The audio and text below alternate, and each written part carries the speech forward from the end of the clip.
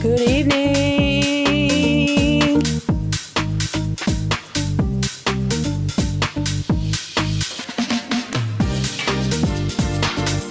Hey, everybody. Am I the new Ellen DeGeneres? Dancing at the start of every show? When I'm a total bitch off camera?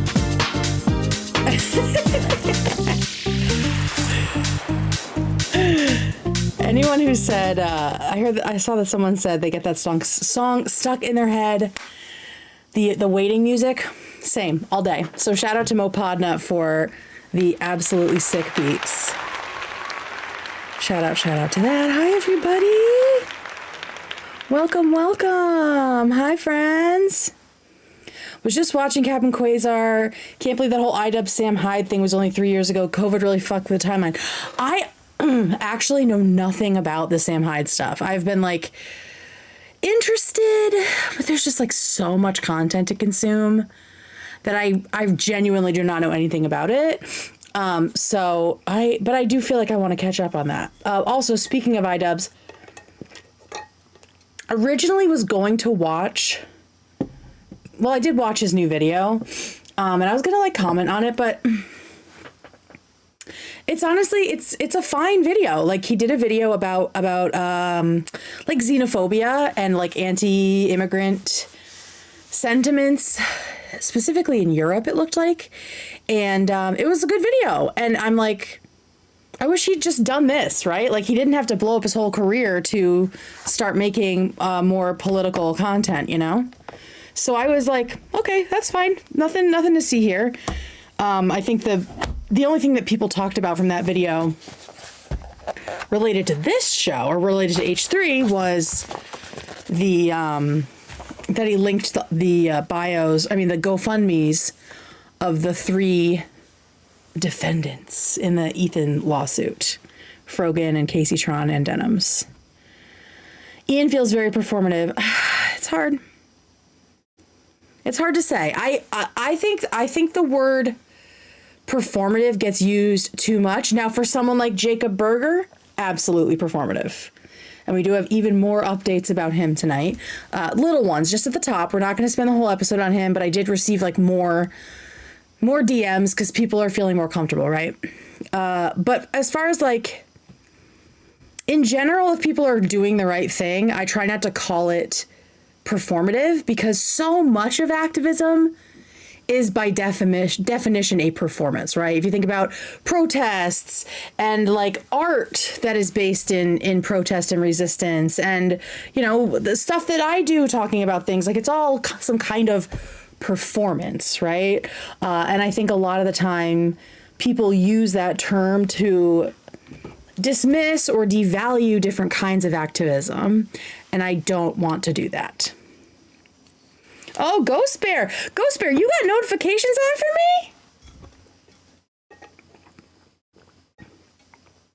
me? iDubbbz promoted the GoFundMe's more than Creator Clash. That's true. I think this issue is that it is okay for Ian to cover foreign issues in Europe that he has no innate knowledge of, but Ethan talking about Israel's propaganda, even though he lived and voted there. Yeah, like, if we're doing a side-by-side comparison, it's stupid. I'm kind of just coming from the place of like, yeah, I wish he had just done this instead of doing that first part, which was stupid, right? Of acting like any sort of authority on Israel-Palestine, Oh, yeah, it's crazy. Oh, the immigrants. Yeah, like, I can't get over his support for immigrants when he wouldn't do that for the boxer couple, right? Because Kate is an immigrant, right? And was a child bride. He a fan. Finish that spray tan, Leslie. Girly chat. Go for it. Get that glow on. After he said he'd be throwing tear gas back at the cops, I can't help but roll my eyes. Yeah. Yes, there's definitely like some double standards. It feels like some hypocrisy in there, but I like, it was a pretty benign video, right? I'm not gonna be like, oh wow, that's rich coming from him, right? Like, I hope that people who watch him see that video and understand that xenophobia is stupid, right? Okay, we have lots of fun stuff tonight. We are going to have a special guest to do a little fun segment. You can probably guess what it's going to be. This was a last minute idea of mine, so I hope it works out. But first, let's get some like little things out of the way. First of all, obviously, great show today. Lots of fun, tons of good vibes. We'll get into some of my favorite timestamps later. And the H3 Galaxy is like popping off lately. Everyone's putting out lots of content. Someone said that they wish that we all had like a schedule so that H3 Galaxy content was always happening. Well, guess what? We are kind of doing that, just not super formally. A bunch of us are in a Discord together and we share our schedules and like who's going live when, or who's putting out new content when, where we can promote each other, promote ourselves, and then, redirect our audience over to another Galaxy member at the end of our stream, things like that. So we're trying to coordinate so we aren't cannibalizing each other's traffic, and so this rising tide lifts all boats, as I say. Someone should do content on Tuesday. It's the drought day. Well, there was content today, right? Cap and Quasar did some. Oh no, that was yesterday. H3 dropped content yesterday, and I'm pretty sure someone was streaming yesterday. So yeah, we're figuring it out. I don't want it to ever be super rigid because I think that that's going to kill people's creativity and just make it pressure, right? But yeah, tons of H3 Galaxy members are linked in chat. Alex streams and uploads on Tuesdays. Yeah, I saw you watching. Were you doing one of your runs and you were watching an old H3 episode? So there's almost always something going on. Just check the links in my description for all of the different H3 Galaxy members, and fill up your feed with some great people. Shout out to the mods. Yes, shout out to the mods. Absolutely. I wish I had the motivation and online presence to do H3 Galaxy content, but instead I shall boost all of my homies. Hey, well, it doesn't have to be now. It can be in the future, right? And this is like an ongoing process, right? Like we're all just doing this mostly from the love of the game, right? The goodness of our hearts, having a great time.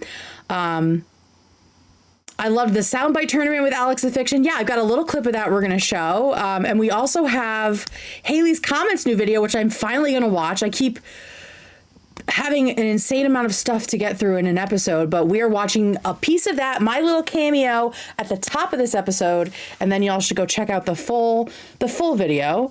So we'll do those in a second. I have connected with Nathan Barnett, Dad. Shout out, Dad. I don't know if you're here. And we are working on something. I don't know when it's going to happen, how it's going to happen, where it's going to happen. Well, probably on his channel, but I'm excited for that. So there's a little something going on there that we're just starting to work at. It's probably too early to talk about it, but I'm an amateur, so that's fine. Other things that are coming up. I want to start a segment. This will probably be if and when I ever get to be like totally independently doing YouTube and nothing else. I want to do daytime true crime, where I do a daytime stream and talk about something completely H3 unrelated, because I have some interest in like some true crime stories, right? And as things come up, got mail. We can do it. Alex_the_fiction gave $2. That's the right. Galaxy upload/streams are going crazy. Yeah, there's tons of stuff coming out, so make sure you follow everyone. But yeah, so a little like daytime true crime. I like just wrote them in my notes and I was like, that's a cool fucking name. So I have 2 stories I want to talk about. I don't think we're gonna have time tonight, so I'm saving those. And one of them is a cold case that like just got solved, and also it's created more questions, which is cool. And also sad, of course. So there's 2 stories there. And then I also want to do I know my next mukbang is going to be the Sonic pickle menu. Apparently there are things as weird as pickle boba that you can get in a drink. So that will potentially be this weekend. It could be as early as this weekend. But again, we have to figure it out. I don't have a Sonic super close to me, so we're gonna have to figure out the day. Can I do a mukbang with you someday? Hell yeah, that'd be so fun. Tell us what's the deal at Sonic, exactly. All right, so let's do a couple of these clips for the Galaxy. We're doing it for the Galaxy here. First up, it is Alex the Fiction's insane, exhaustive, 600 plus soundbite tournament, which it was so much fun to be part of this. I got to do one of the rounds, one of the brackets, pieces of the bracket. I don't know the soundbite bracket terminology, but I got to share the screen with both Alex and the Jersey Lawman, and they're both so nice. But this was my first time chatting with Felix, and he is wonderful. And I got to meet his girlfriend. She popped in, so it was really, really fun. So here's just like a little taste of it. Make sure you go and subscribe to Alex. He's in the chat, and go watch the Soundbite Tournament. This is the second part of it.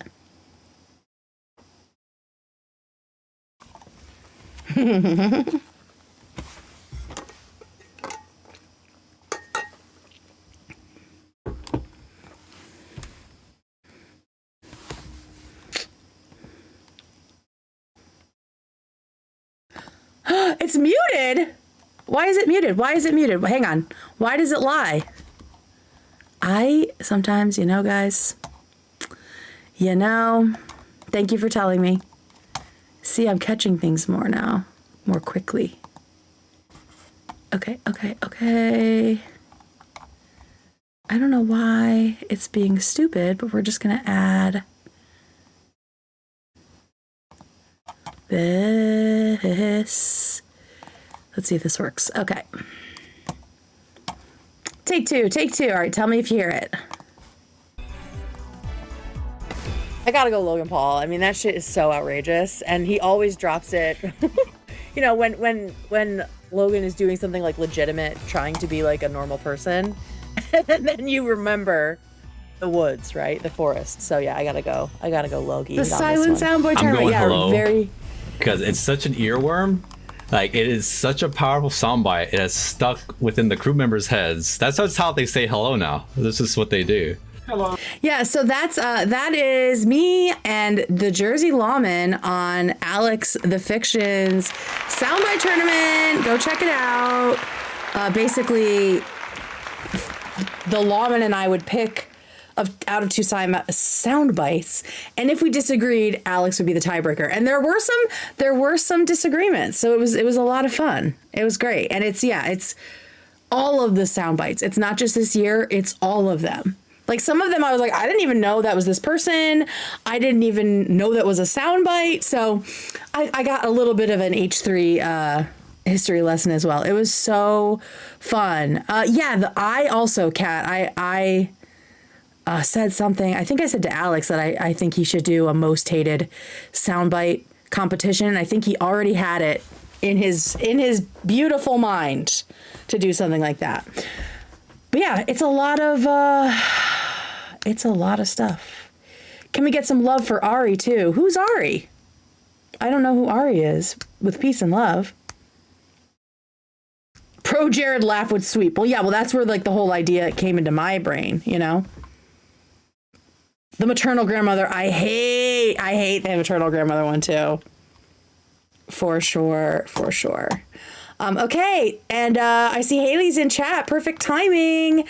Here is my little cameo in her latest video. The whole thing obviously is amazing. I love Haley's style and all of the little Easter eggs she puts all through the video. But this is my little piece of the Battle of Caseytron, which I just love. Here we go. Who could be calling me this late? I hear me. What's up? Who is this? Our blessing.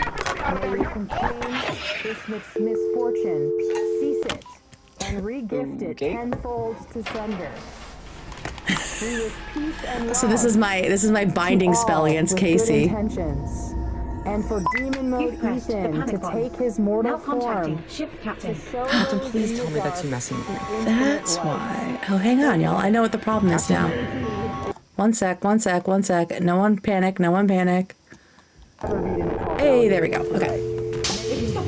Diagnostics or something. I close this reversal. I love the whole onto narrative that she every builds shadow around everything. in It's this awesome. room's body. For with your energy, we have reversed this curse with positive intentions. I was watching that. All right, enough. Where's the remote? All right. So I have a few things prepared, and we will get to those. But there's breaking news. Can I get breaking news sound effect, please? Here's Zach. Okay. So that's that's my little cameo right into Dan. So shout out to Haley's comment. Like I said, the galaxy is going crazy. The galaxy is going crazy. So many talented people love H3, and I'm just happy to be new friends with them. It's been so nice to get to know people and chat and come up with ideas and connect with each other. So shout out to them. Shout out to all my incels, right? All my fellow cult members. All right, so I think those are the real top of the show things. Do we want to do our activity now, Sir Alex? Do you want to call in now? If so, I need to figure out, it's Google Chrome, right? I think I need to add, let me go back to the web. Oh, that's the cum couch. Don't worry about that, guys.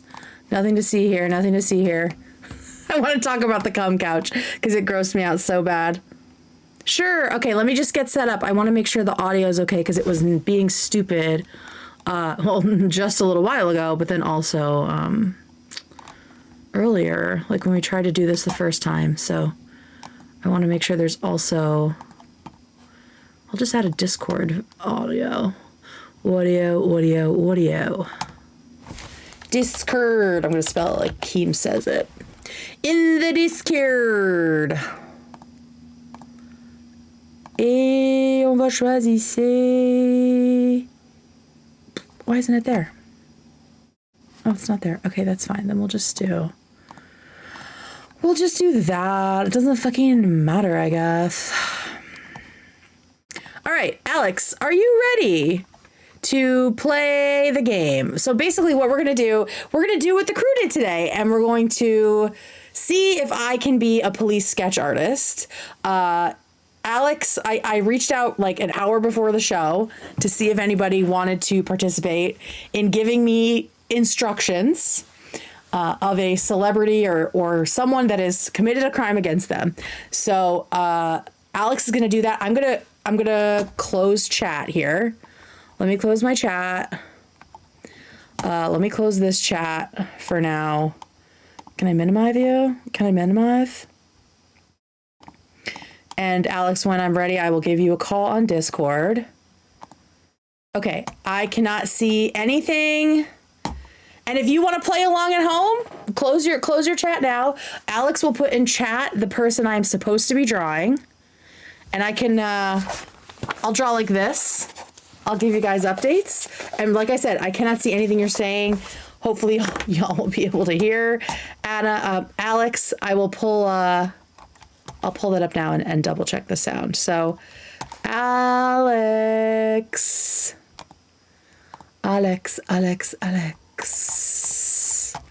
Okay. Can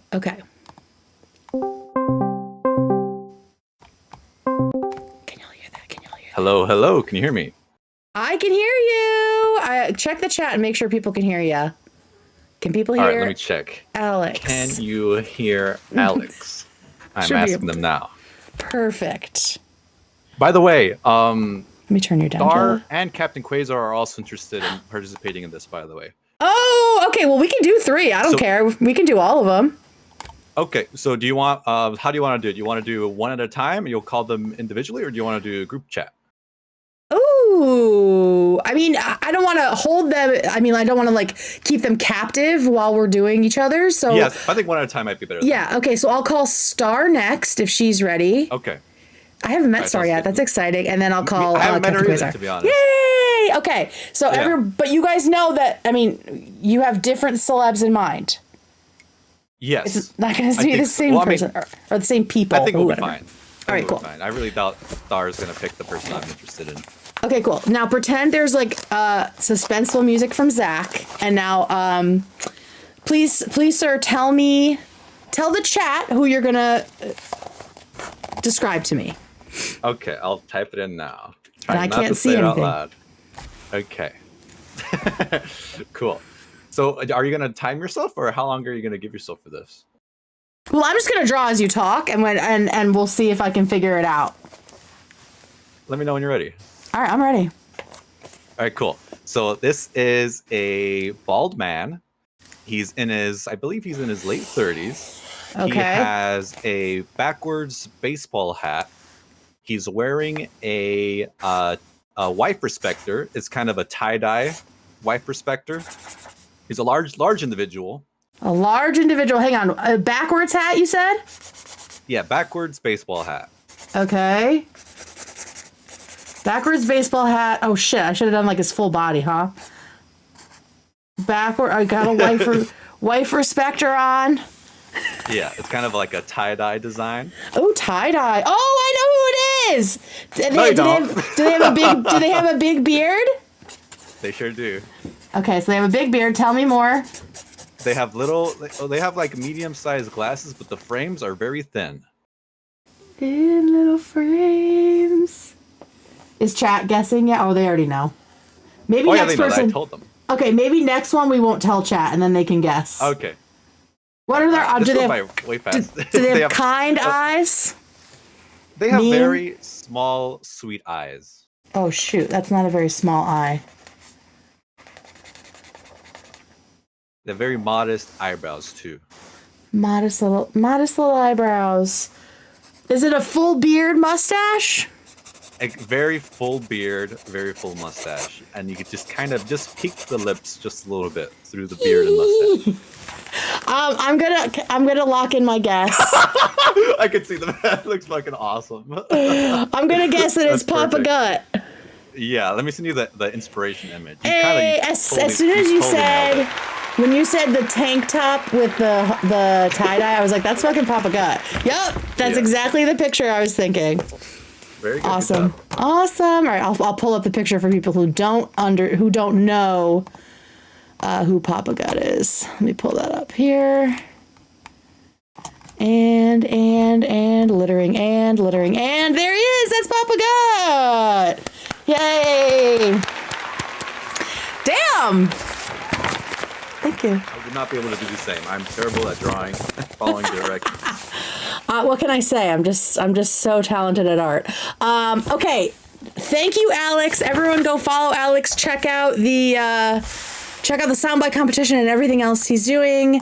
And thank you so much. I'll see you later. Yeah. Oh, really quick. Looking for the H3 Jeopardy coming up. Oh, yes. We're recording this Saturday, and it'll be up next Tuesday. Oh, yes. We are doing, we're doing H3 Jeopardy. I'm so excited. And Captain Quasar is still on his call right now, so he might not be able to join if you call him, but I'll let you know if he's free. I'll send you a DM. Yeah, we can always pop in, but Star is ready? I believe so. Give her a call, see what happens. Okay, awesome. Thank you, Alex. Thanks, Star. Bye, family. Love y'all. Bye, girly. Yay. Thank you, Alex. Okay, Star. Let me go over to the H3 Galaxy Discord. Star, I hope I'm not just going to surprise you with this. Let me start because I don't even have a chat with her going. Let me start this. I'm still learning about Discord. Oh, I have to add her as a friend. That's the problem there. All right, Star, I added you as a friend. Let me pull chat back up. Are we having fun? Kristen, I saw your super chat as Alex was talking. Let's be nice. Let's be nice. For sure. All right, Star, I am ready when you are. If you need a minute, that's also fine. I will, let me see if she's in chat. Yay, Felix. She will see it eventually. Mike from PA has been unbanned. I did see that. Oh, yes, Alex, you didn't call me a Zionist. You know, I felt the energy from you, though, so you're fine. I know how you feel in your heart.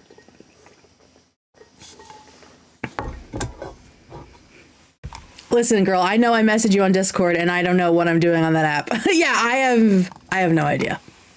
I have no idea. I'm just trying. I'm trying to be cool. I'm trying to keep up with the children here. And we're working through it. All right, Star. Let me see if I can message. Oh, I'll just at her here. At Star. Holler at me and add me here if you'd like to call in for a police sketch. All right, so we will check back in with Star in a little bit.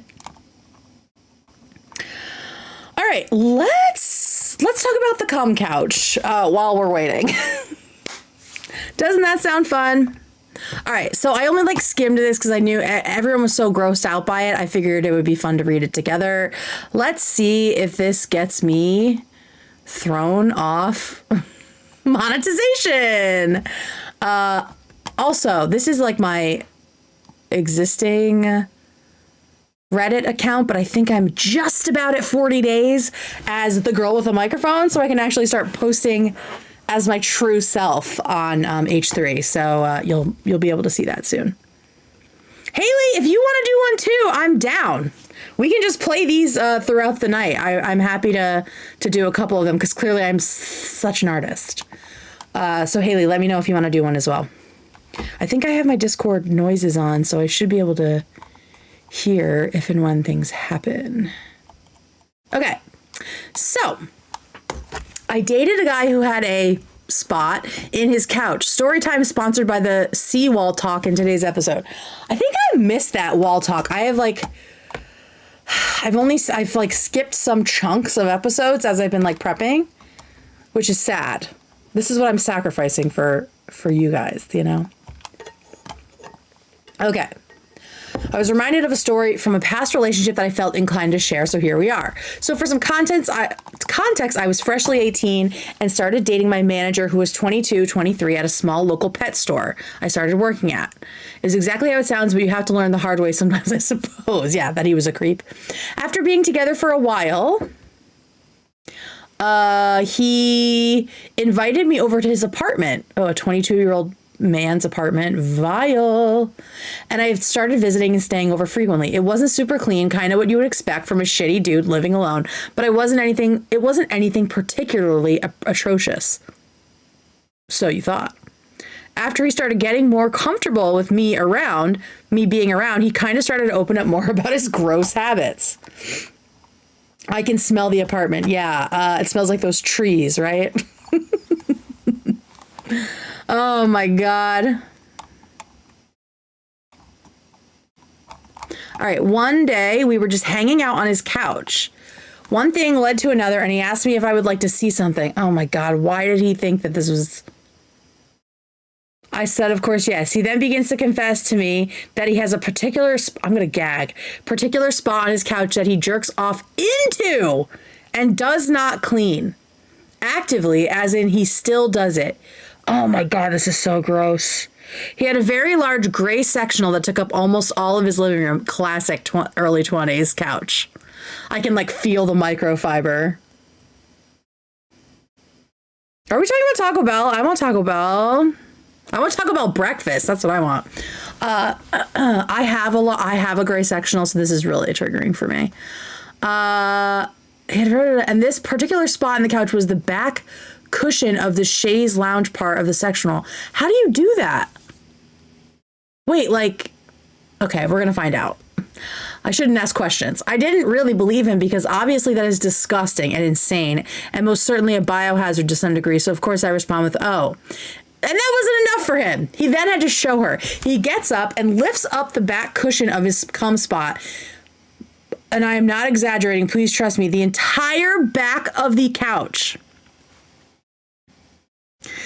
Entire back of the cushion he lifted and a good few inches of the bottom cushion were covered in a substance that I don't even think I can effectively describe. Warning, it sounds gross because it is. Thank you for the warning after all of that. Oh no, she's about to say what's really gross.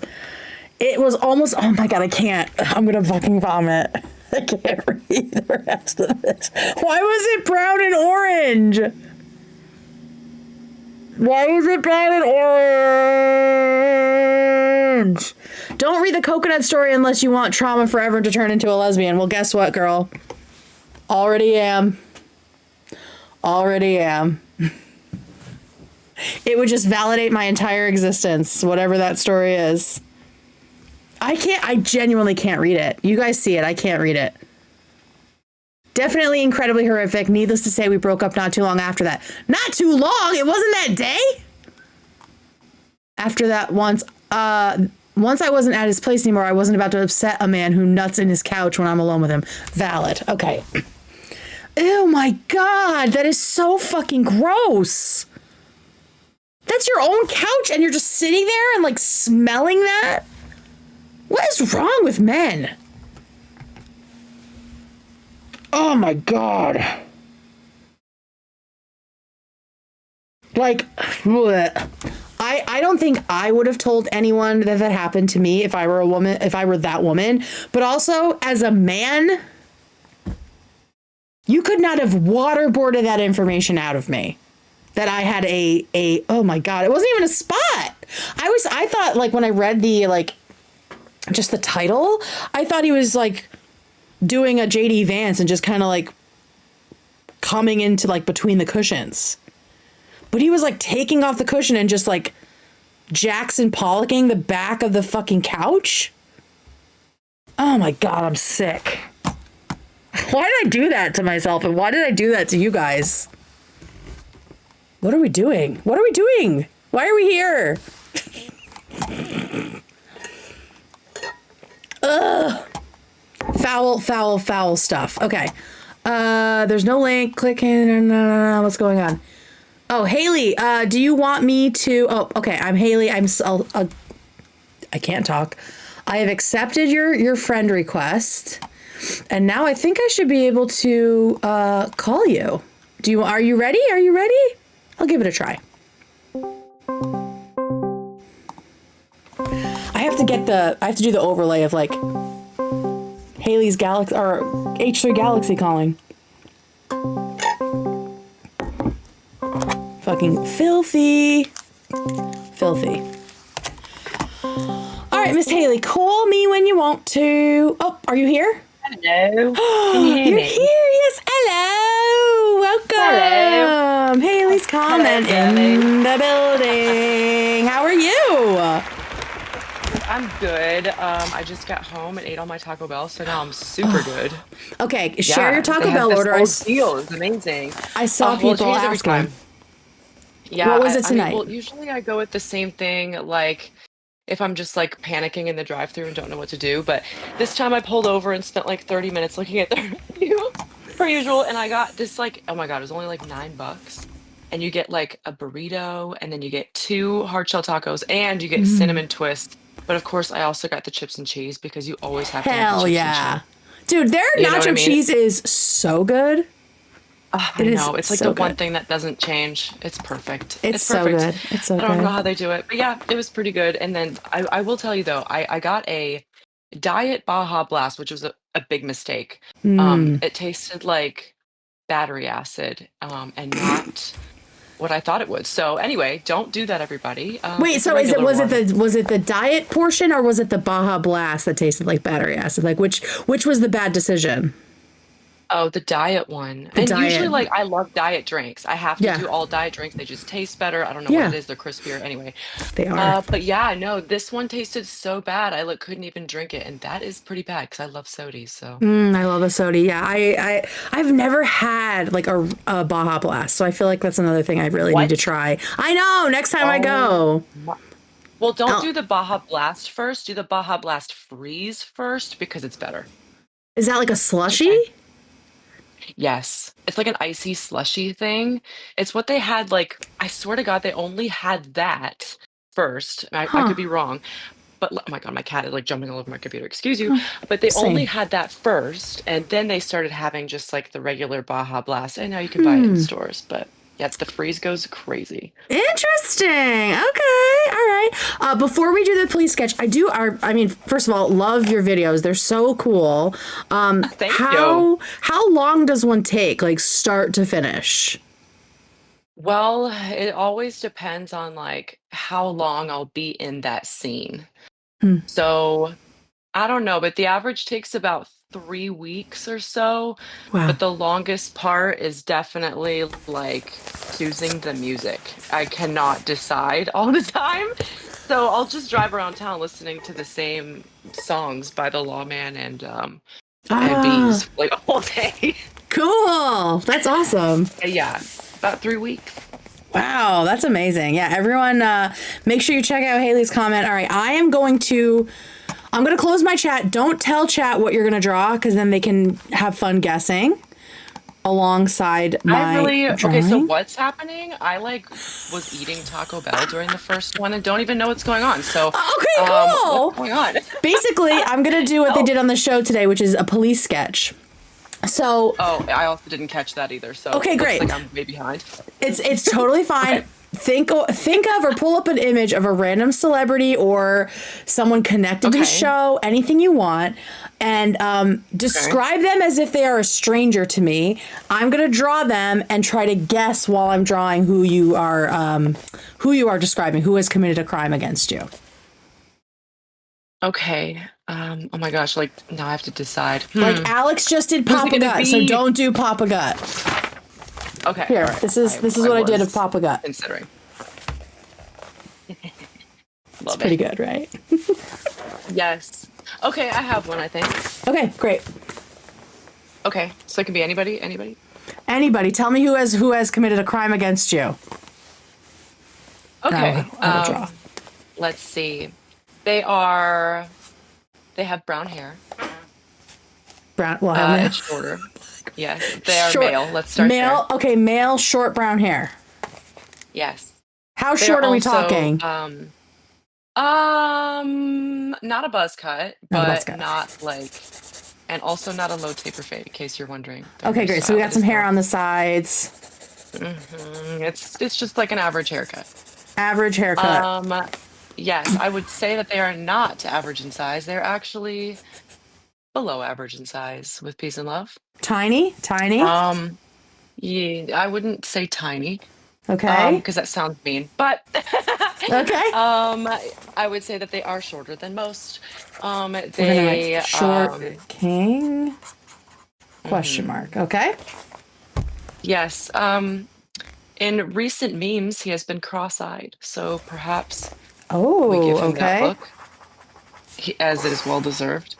Cross-eyed in the memes. If this helps at all, usually, I would say that he looks like the lights are on but no one's home type stuff. Okay, let's get some more physical description. I think I covered lights are on, nobody's home. Yes. He also, what else is there to say about him? Maybe some drool down the mouth could be good. Okay, what size nose does he have? Average size nose. Okay. He doesn't have too many standout features. There's probably like many people that look like him, but he looks particularly irritating. Okay, was he wearing any... Everything he says is irritating. Was he wearing any, like, accessories that make him stand out? Any tattoos? I don't believe there's any tattoos, but maybe you can draw him with some khakis, putting his big fat dump truck on the kitchen sink. Oh, I know who this is. He's always in a sweatshirt. Yeah. His happy dad shirt. Would we say? Yeah, I would say so. That's his little sweatshirt there. He's usually got either that or shirtless and khakis for some reason. Shirtless and khakis. Such a good look. Is it? That's the uniform. Is it Steiny? It is. It's Steiny. Hey, we did it. Yay. Thank you, Haley. Thank you. This is a great time. Thanks for calling in. Everyone go watch Haley's videos, especially the new one. I'm in it. Peace and love, y'all. Love Peace your and family. love. Bye. Bye. I want to see if people guessed. I want to see if people guessed the, if y'all guessed Steiny. Let me pull up chat again. Oh yeah, I see Steiny. Tiny Steiny. As soon as she said he's shorter than most, I had an idea. That's why there was a question mark on king, because I don't think he is a king, right? All right, speaking of little a-holes, let's do some Jacob Berger updates, and then we'll talk about the actual show. So, last time I did a pretty deep dive on Jacob Berger. It was actually my second deep dive on Jacob Berger because things just kept coming out. He, if you don't know, is this creator. He's an ex-actor.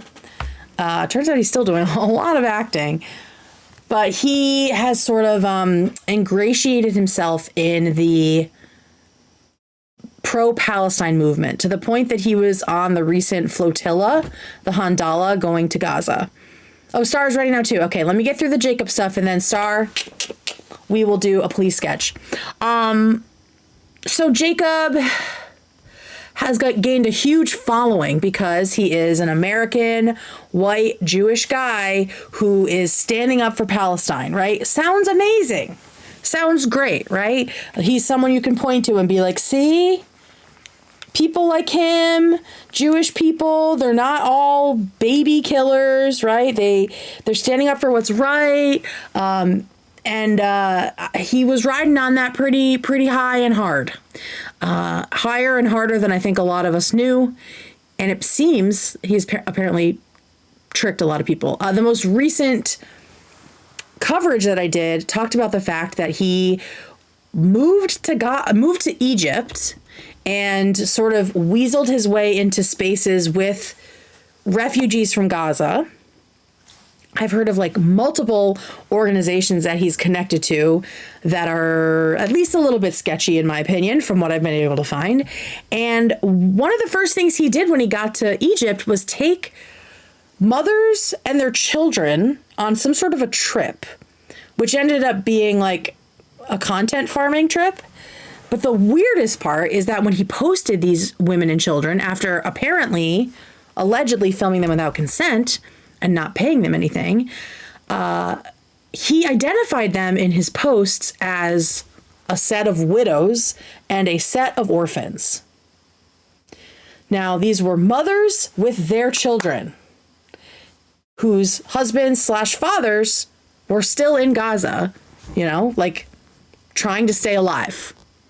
And these children and the mothers had been evacuated, like medically evacuated to Egypt for injuries and other issues with the kids from the constant bombing from Israel. Hi, Star. I just want to go through this Jacob stuff and then it's time. So yeah, that was like outrageous to me. So I made sure that I put out a short about that so people would get the information, because people are still specifically on TikTok really riding hard for him and saying that these women are liars, like calling Palestinian mothers liars out one side of their mouth, and then calling people who don't say enough about Palestine genocide lovers, right? Believe all women unless it's a Palestinian mom talking about your favorite white American male influencer. Yeah. So these were just a couple other people that reached out to me after they saw that video, after my videos were sent to them. Most of them, I believe, are coming from either people who are directly in Egypt or working with organizations in Egypt. And there's a lot of relief. There sounds like a lot of relief that something is finally sticking, because some of these activists and aid workers have been trying since last August, when he moved to Egypt, to get the word out about how dangerous he's been. because like the mother and children thing is really bad, but he also helped to get a bunch of taxi drivers arrested during the march to Gaza because he and other influencers were allegedly encouraging young Egyptians and other young Arab people to take taxis to the Rafah border, which is like the only crossing out of Gaza, and was like encouraging them to take taxis to the border, which is heavily militarized, and all of the taxi drivers were arrested. Like actively putting, and it wasn't just Egyptians, it was also when he took the mothers and children and other Gazans, when he's doing stuff with them, he's very like, he has like Palestinian banners behind him. He's screaming free Palestine when he's standing with these people. And I've had these activists tell me protesting is illegal in Egypt. Giving aid to Palestinians is illegal in Egypt. And he is like bringing a lot of attention to himself and to these people from Gaza. So it's like this isn't just, I've seen people being like, you can disagree with someone, but you don't have to do this. I think I actually have someone that said that to me in here. So here's what I've gotten since Monday night when I did that huge deep dive, part 2 into Jacob. Thank you from the bottom of my heart for calling attention to the Berger grift. I will send you the page of a nonprofit he was working with, and not sure what happened, but when I reached out to them about some other nastiness on his part, they didn't respond, but he was soon after wiped from all their content. Now, I chose not to show the nonprofit. This was, by the way, not one that it was mentioned in the last 2 coverages of Jacob I did. This is yet another organization that he tried to make himself the face of. It's one I hadn't heard of, and they have done the right thing, right? They have severed ties with him, so I was not going to blast them for anything. They just want to be left alone to do their work. He was their celebrity face. They may have additional info. So I was like, I don't want to reach out to them. I want to just let them do their job.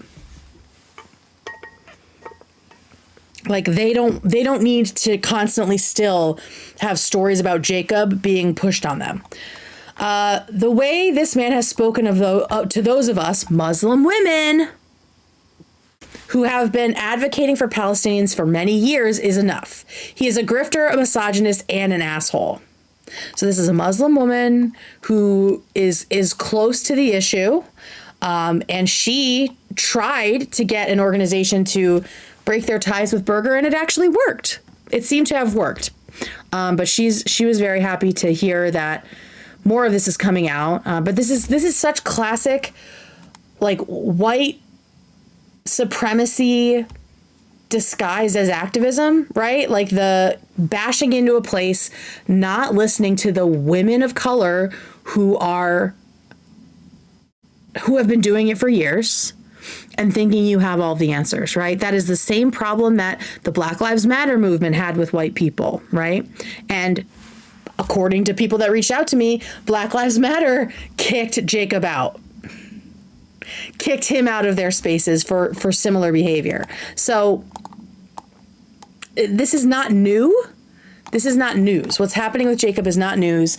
These organizations been knowing about him. These women of color specifically have been knowing. But Jacob has taken advantage, in my opinion, of the desperation that people are feeling and the fact that people don't listen to women. Right? And they'll just believe him because he has a big following and he's the hero of the situation because he's deciding to use his quote unquote fame to quote unquote help these people. All right, here's the next one. This is really interesting. This is a person. Let me blow this up just a little bit for y'all. Come on now. There we go. This is a person who knows Jacob personally. Oh, shit. Oh, there's Mike Frompier. Michel Frompier. All right, so this is the guy. This is a person, a guy. Yeah, that's a guy who knows Jacob.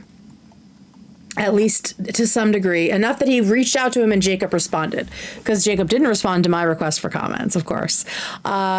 So he said, hey, what did Jacob and his group do with the 50K? And I said, according to whistleblowers that contacted me, no one knows. I don't have any insights into that, though. Being very careful with my language because I don't know, right? And I've said allegedly about everything. He said they gave the money. I just asked him. He said the people were asking for money for other stuff outside of rent, which it was allocated for. And I said, I guess he should show receipts because Palestinian mothers say they didn't receive money. He also said he personally never received any money. It went to Isa Inspires. So Isa Inspires is like another charity org. This is now like a 5th or 6th or 7th organization that Jacob claims to be attached to. I don't know much about them. And I didn't have time today to run this by the initial multiple whistleblowers. But when I went to Isa Inspire's website, it wouldn't let me get there because it was like an unsecure website. And I don't know if that means anything, right? Like, I don't know if that just means they don't have the funds for like security encryption or whatever. But I was like, that doesn't happen often. So I'm just going to back out of this and we'll see what the deal is. But basically, he raised $50,000. And the mothers and children, the quote unquote widows and orphans, say they didn't receive any of it. They say that they were brought on this trip, his content farming trip, under the guise that they might receive some sort of help.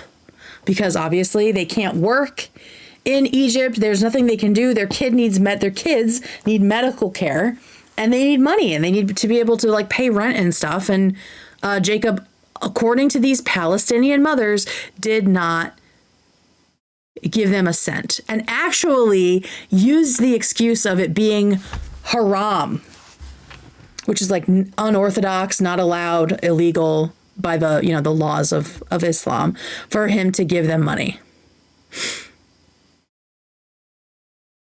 Cool guy, right? Okay, so this is another person talking about Jacob. Hey there, saw your post about Jacob. Just to let you know, I met him 9 months ago and I work with over 200 Palestinian women here in Egypt. So this is someone on the ground in Egypt.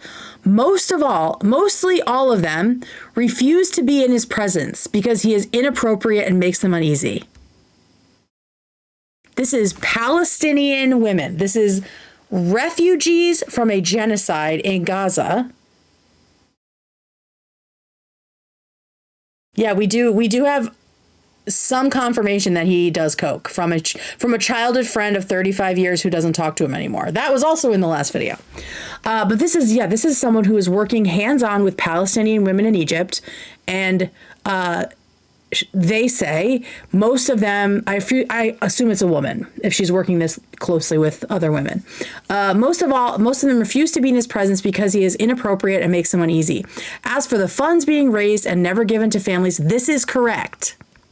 So this is another person saying the same thing. Like multiple people saying the same thing tells me that there's truth here, right? In my opinion. He also raised money during Ramadan to support a kids' soccer club and never gave the money. We know about this soccer club from last time. $14,000. I have personally seen the phones and messages of the mothers you mentioned and verified that they are blocked. He is disgraceful. Also, his friend Rima, who I have heard about, the Caucasian Arab, she was the one holding the baby and letting people think that she had adopted like a Gazan refugee. Again, she had taken that sleeping baby from his mother's arms to have a photo op. And she didn't correct anyone saying, oh, you're such a saint for adopting one of these children.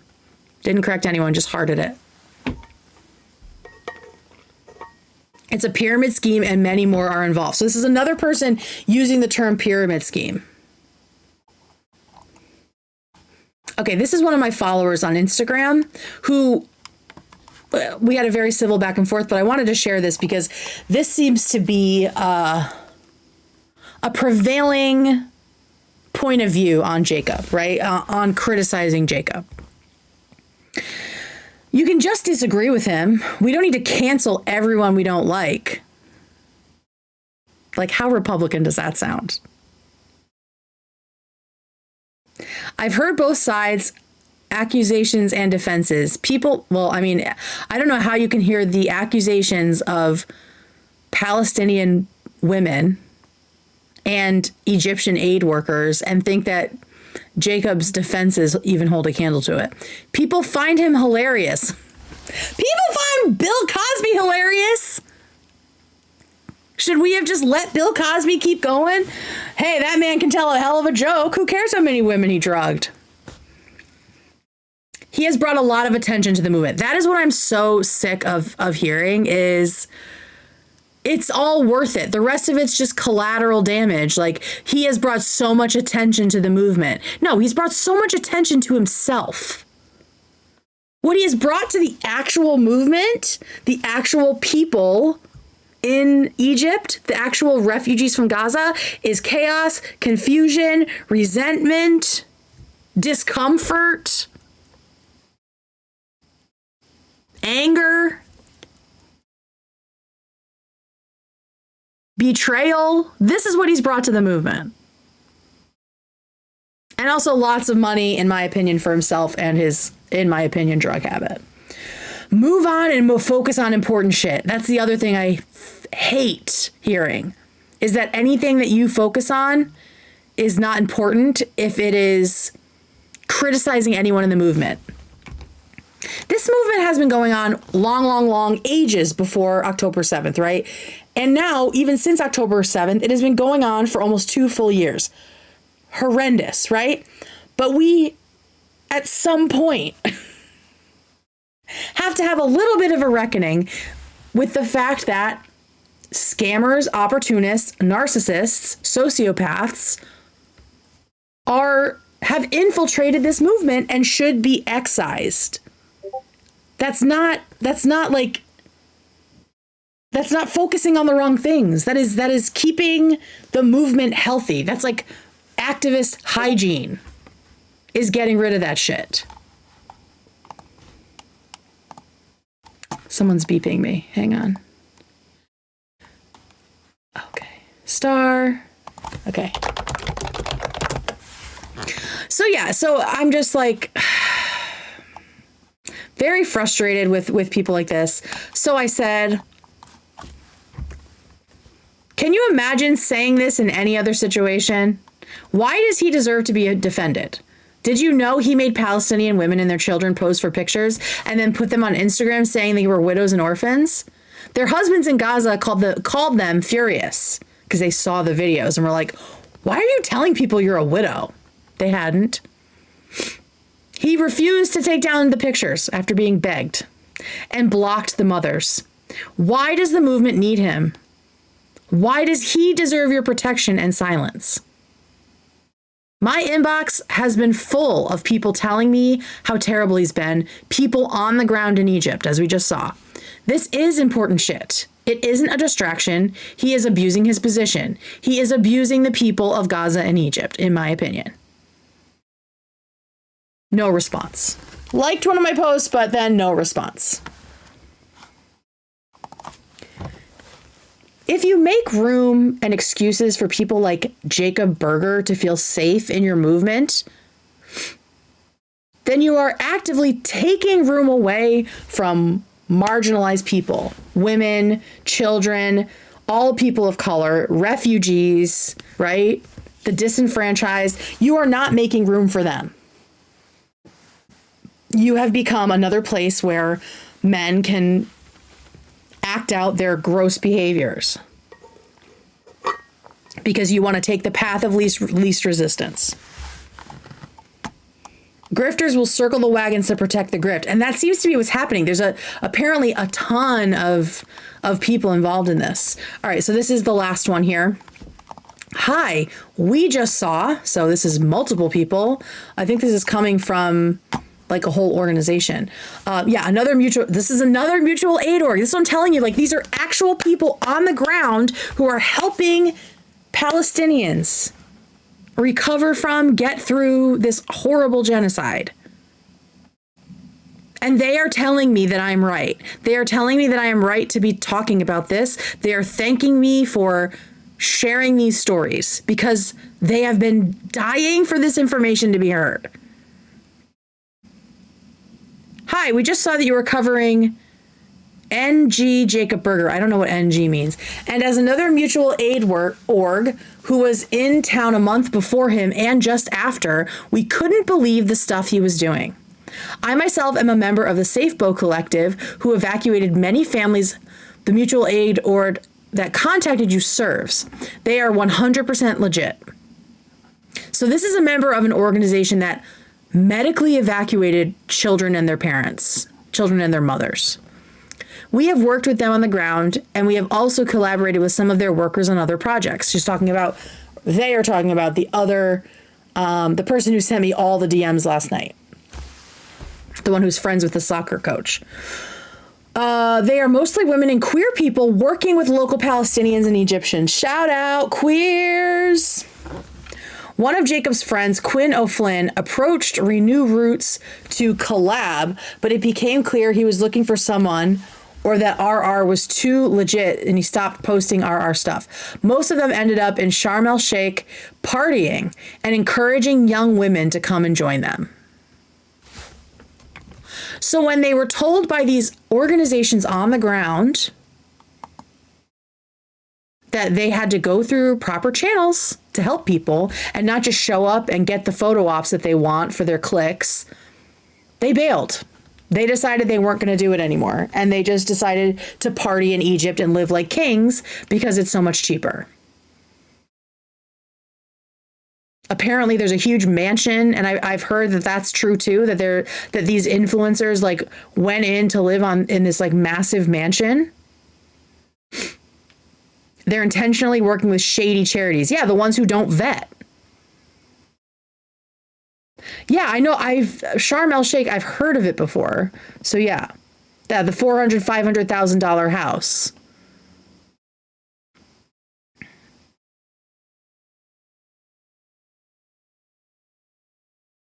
And the same thing happened with Jacob, according to the soccer coach. Like this guy's he started this organization just to let kids play soccer or football. These little refugees, right? In Cairo. And Jacob went all the time when he could like take pictures and videos with the kids, said he wasn't filming the whole time. I'm just on FaceTime with someone. I'm not filming. When he got caught filming these children without consent, he was told he couldn't anymore. He wasn't asked to leave, but he stopped going.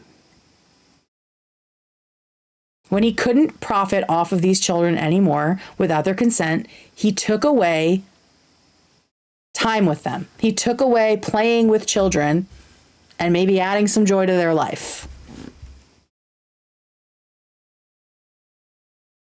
Disgusting.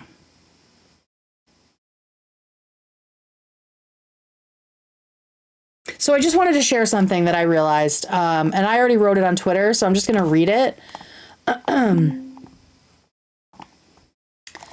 This is what I realized last night after the show ended about what is extra gross about what Jacob is doing. Okay. I'll just zoom it for you guys a little bit. Is it gonna work? Okay. I've been deep down a Jacob Berger rabbit hole, learning that he allegedly misrepresented Palestinian refugee mothers and their children as widows and orphans to farm sympathy and donations. As a Jewish guy who claims to have escaped Zionism, this is extra fucked up. As in, like, more fucked up that he's doing it than other people. And here's why. Let me move this out of the way, or I'll just move this over here. There we go. I grew up around Zionists in 90s, 2000s. I had a lot of Jewish people in my town, and they were across a range of political positions, right? Some of them were Zionists. A lot of their parents were Zionists, right? So I heard a lot of stuff about Palestinians growing up. I've also talked to a lot of Zionists online since October 7th, like a lot in my DMs. A lot, especially in the beginning. One thing they love to tell you, these Zionists specifically, is that Palestinians fake suffering in images and video for sympathy to make people hate Israel. They even have a name for this kind of thing, for this specific kind of lying. They call it Pallywood or Gazawood. It is specifically, I'll just read this, a derogatory term used to falsely accuse Palestinians of staging scenes of suffering and civilian death in the Israeli-Palestinian conflict. It has been described as a conspiracy theory and a prominent element of Israeli disinformation in the conflict. Okay? This is something, I heard the term Pallywood before I ever talked to or knew of a Palestinian person, right? This is something that's been used for decades.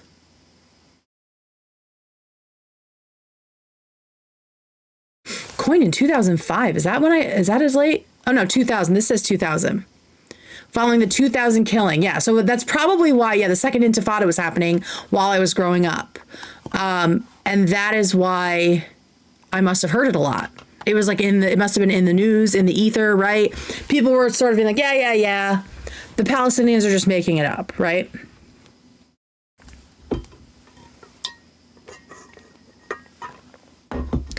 So this is a common belief of many Zionists that Palestinians lie in order to seem more sympathetic, and specifically the end of that is to make people sympathetic to Palestinians and to hate Israel and Israelis and Jews, right? That is the sentiment behind Pallywood. And Jacob Berger, remember, is a Jewish man who is saying that he's not Zionist. He escaped Zionism, which I imagine means his parents were Zionists. Are Zionists. So the fact that Jacob Berger is allegedly using Palestinian women and children for sympathy, making them appear more traumatized than they already are, as an anti-Zionist Jewish man, he's literally bringing a terrible stereotype of Palestinians to life. He's like making them complicit in this stereotype that Israelis use against them. I'm not going to say the term. I needed to use the term tonight. And I don't think that it is one. I think it's one that you shouldn't use when you're saying that's what Palestinians are doing, right? But it's so, I'm so familiar with it that I just had to show you the roots of it. Zionists who believe this lie about Palestinians have a concrete example of it happening, except it was an American's fault. So now they can say, look, those Palestinian women lied about being widows, and they lied about those kids being orphans. But it wasn't them. It was a Jewish American man who fucking lied. Almost like growing up among Zionists, he thought that this was the only way to gain sympathy for Palestinians, is to lie. When there's already enough terrible shit going on, you don't have to exaggerate it. They're already refugees. Right? If this allegation is true, Jacob is actively making Palestinians seem less honest, less trustworthy, and more aligned with damaging Israeli and Zionist stereotypes about them. Just want to make sure there's nothing else I missed here. I think in the end I just said free Palestine, especially from, or including from, opportunistic influencers like Jacob Berger. So yeah, that's just like, that sort of coalesced in my brain where I was like, oh my God, like he is doing what Zionists accuse Palestinians of doing. Lying to farm sympathy. This guy is Mossad, I swear to God. I mean, I am very anti-conspiracy theory, but it's hard to think that he is this. I would say it's actually not that hard to think he's that dumb, because I have heard from someone who's known him for over 35 years. And I guess he's always been a piece of shit, according to them. All right, let's take a little break. Star, are you still here? Sorry, that went a little long. You still here? Let's just check in. If not, we will just get to the timestamps here. Yeah, okay, awesome. I'm going to call you on Discord. On the Discord. There you are. Woo! Okay, do you have your celebrity? I'm calling you right now.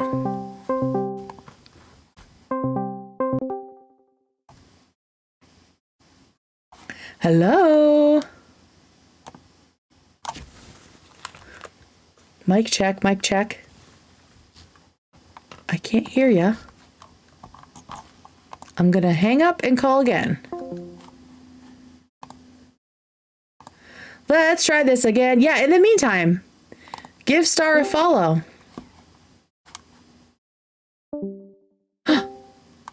Hello? Hello?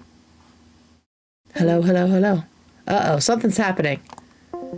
Casey Tron is infiltrating because I can't. Look, the call keeps dropping. Subscribe to Star while we're figuring this out.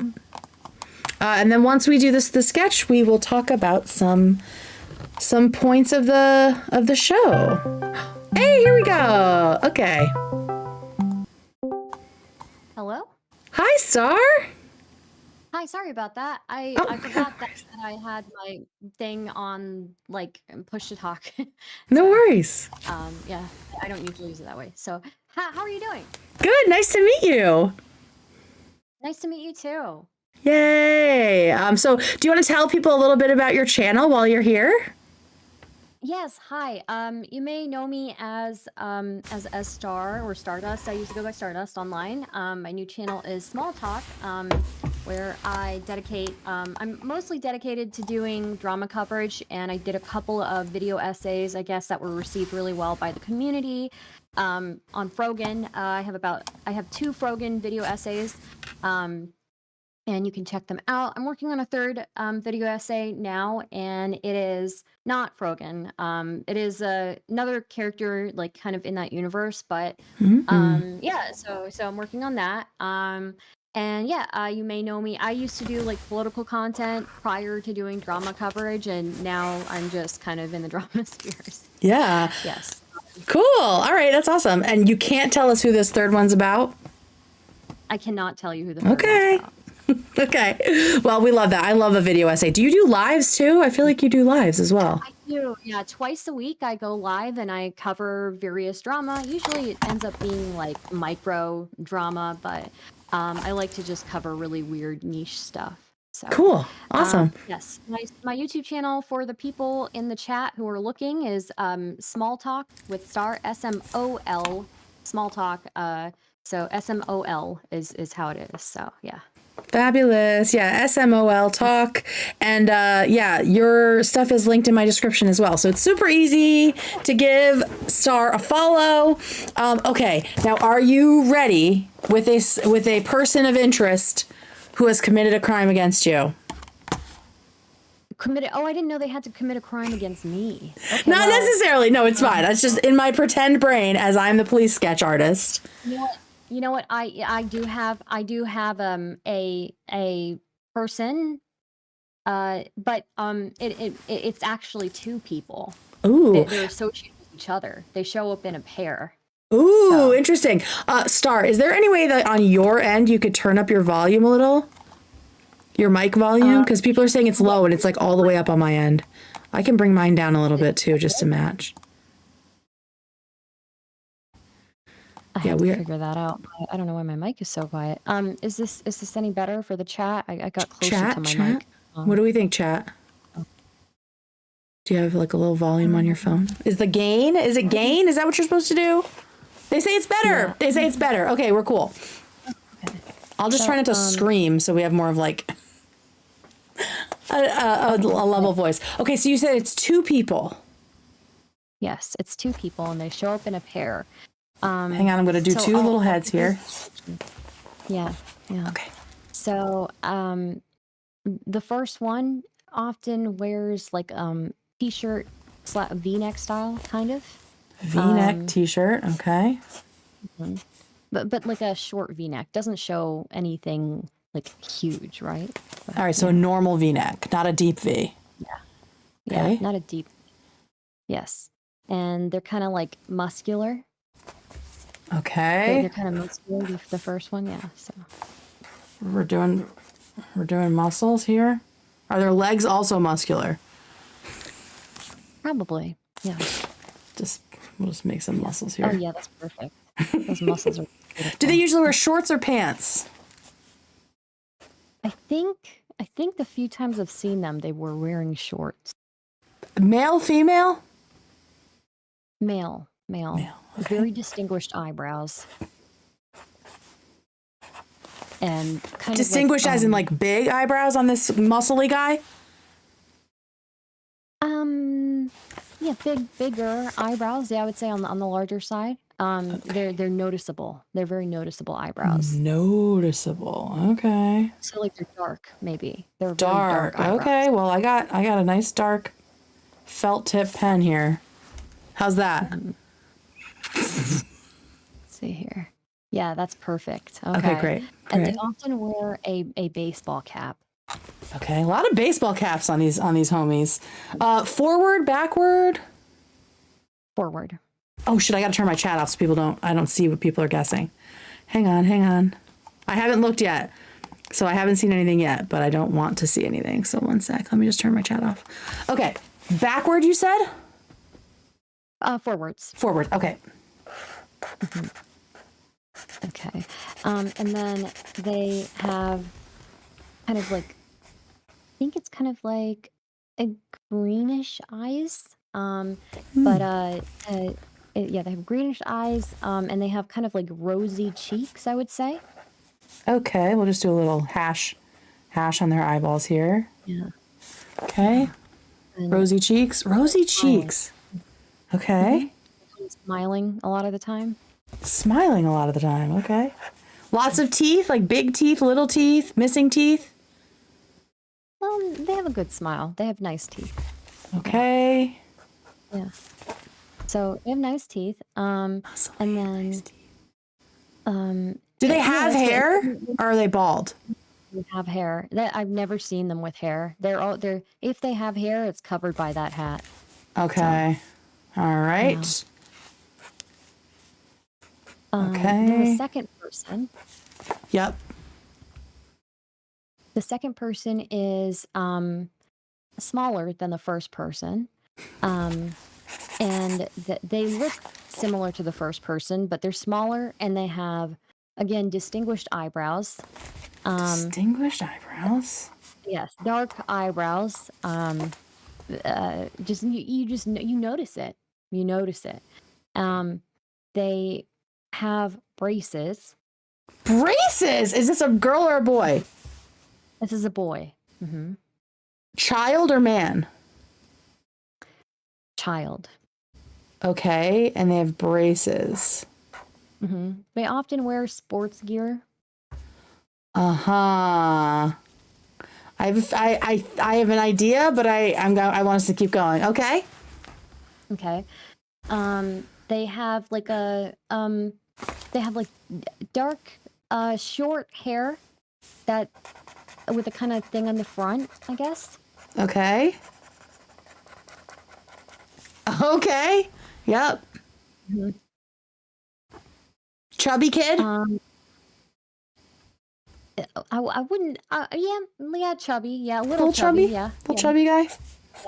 yeah, a Okay. little chubby. Yeah. You said sports stuff, so like a jersey maybe. Yeah. Okay. We'll just put a number on there.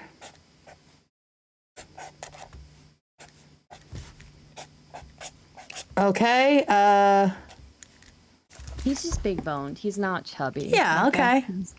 He's big boned. Gotcha. Yes. Yeah. All and right. and he's also always they're both always very happy people, very smiling, happy. Mhm. Yes. Do they have any accessories they might have in their hands? Anything they carry a lot? No, not that I can remember. Not that I can remember actually. All right, I have a guess, but I don't know their names.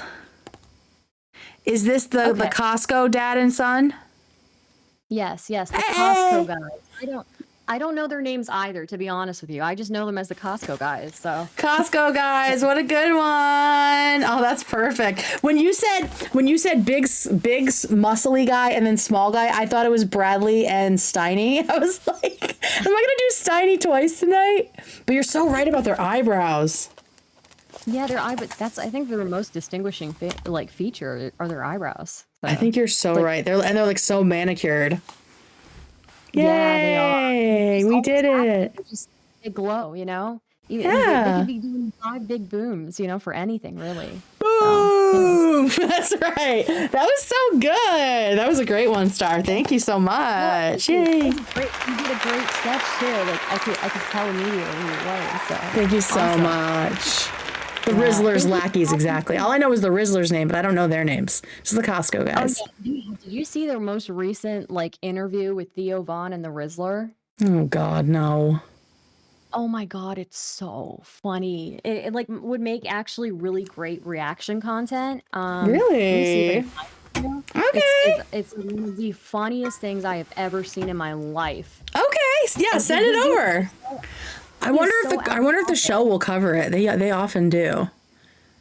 Oh really? Yeah, it's just it's so funny. Like he is so out of pocket when interviewing this kid. Oh God. Oh yeah. Okay, so it's Theo with the Rizzler. I see now. Just the Rizzler. That's his guest. That's his starring guest for that This episode. kid. I'm worried about the Rizzler. I'm worried he's gonna end up on drugs or something. Like child stars do not do well in the world. Yeah, I am worried about that. But Yeah. let's hope that Theo Von is a good influence on him. I may not agree with Theo Von in a lot, but maybe he lives a better life. I don't know.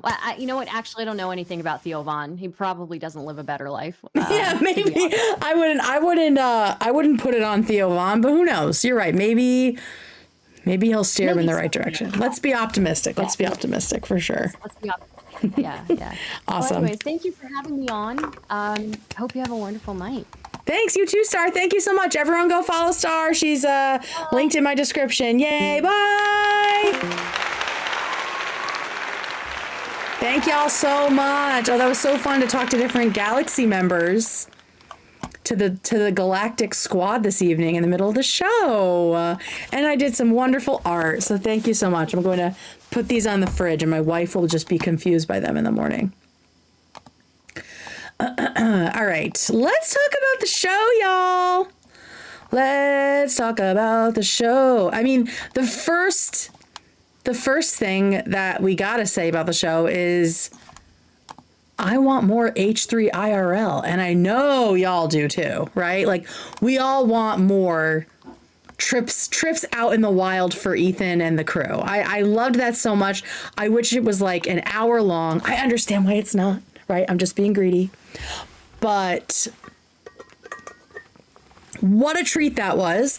And I knew that as soon as they were back up to full steam as far as crew, that we were going to start getting more awesome segments, and it's happening. And I'm so thrilled that Morgan is on the crew and that she's specifically focused on these segments because she is so creative and so funny. And I think she has a knack, clearly, of finding characters, like finding weird people, interesting, eccentric people for Ethan to interact with, and I think that was definitely the case with Ms. Hoof, Dawn Hoof. So we're gonna look at a couple of the timestamps from that. The combo of Morgan finding this lady and then Tamara's edit. Just chef's kiss. Did you guys love it too? Did you guys have a wonderful time watching that?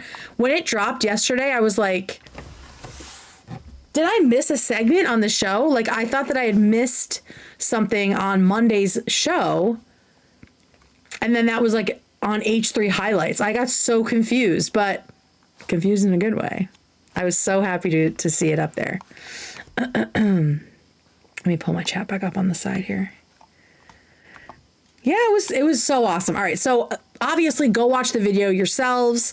But here are just some things that I loved. First of all, I love the idea of going back and republishing the segments, like the sketches, as their own thing. Yeah, throw them all on a playlist. That'd be amazing. And then in the future, when they do stuff like this, I feel like this is a great place for AB to do like the BTS, right? The behind the scenes, and put that up for members, right? Do that like, or like an extended version, an extended cut or something. Either do that for members or, you know, show some of it as a teaser also on the show, right? Like just chunk up the content and do it in different places. So I love that idea. I definitely think that they should do that.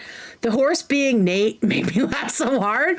I thought maybe he like couldn't go for some reason, like he was home with the baby or whatever, but just seeing that the horse was Nate, so wonderful. And I love that Tamara is like already locked in with these guys and just able to give them shit. She's amazing. And then standing up for her craft with that morph cut. She's so talented and she knows it. And she has this banter with Ethan that we haven't seen coming from a woman yet. Besides Hila, right? Etha. Besides Hila. But seeing Tamara just like be like, what the fuck are you talking about to Ethan? It's so funny because like, that's my kind of girl. I love that shit. Like Olivia's so sweet and so kind and I love her energy. And also I love that there is now a woman on the crew that's just totally giving back what Ethan's putting out, right? Yeah, you can tell Tamara gets Ethan. I was thinking like they have such brother-sister energy. Oh, I see someone else saying it too. It definitely feels like they have known each other forever. And they seem like brother and sister. That's definitely the vibe that I get. Tamara looks like she could be the child of Hila and Ethan. I definitely see that too. Because she has like the light eyes and like the pretty curly hair. Deranged woman, and I love it. Hell yeah, I love a deranged woman. Yeah, I saw people saying she looks like Hila, but I think she definitely gives like baby Klein vibes to some degree. And she's so funny. She is so funny. We need to see her with Jessica for the next Guess Who's High. Yes.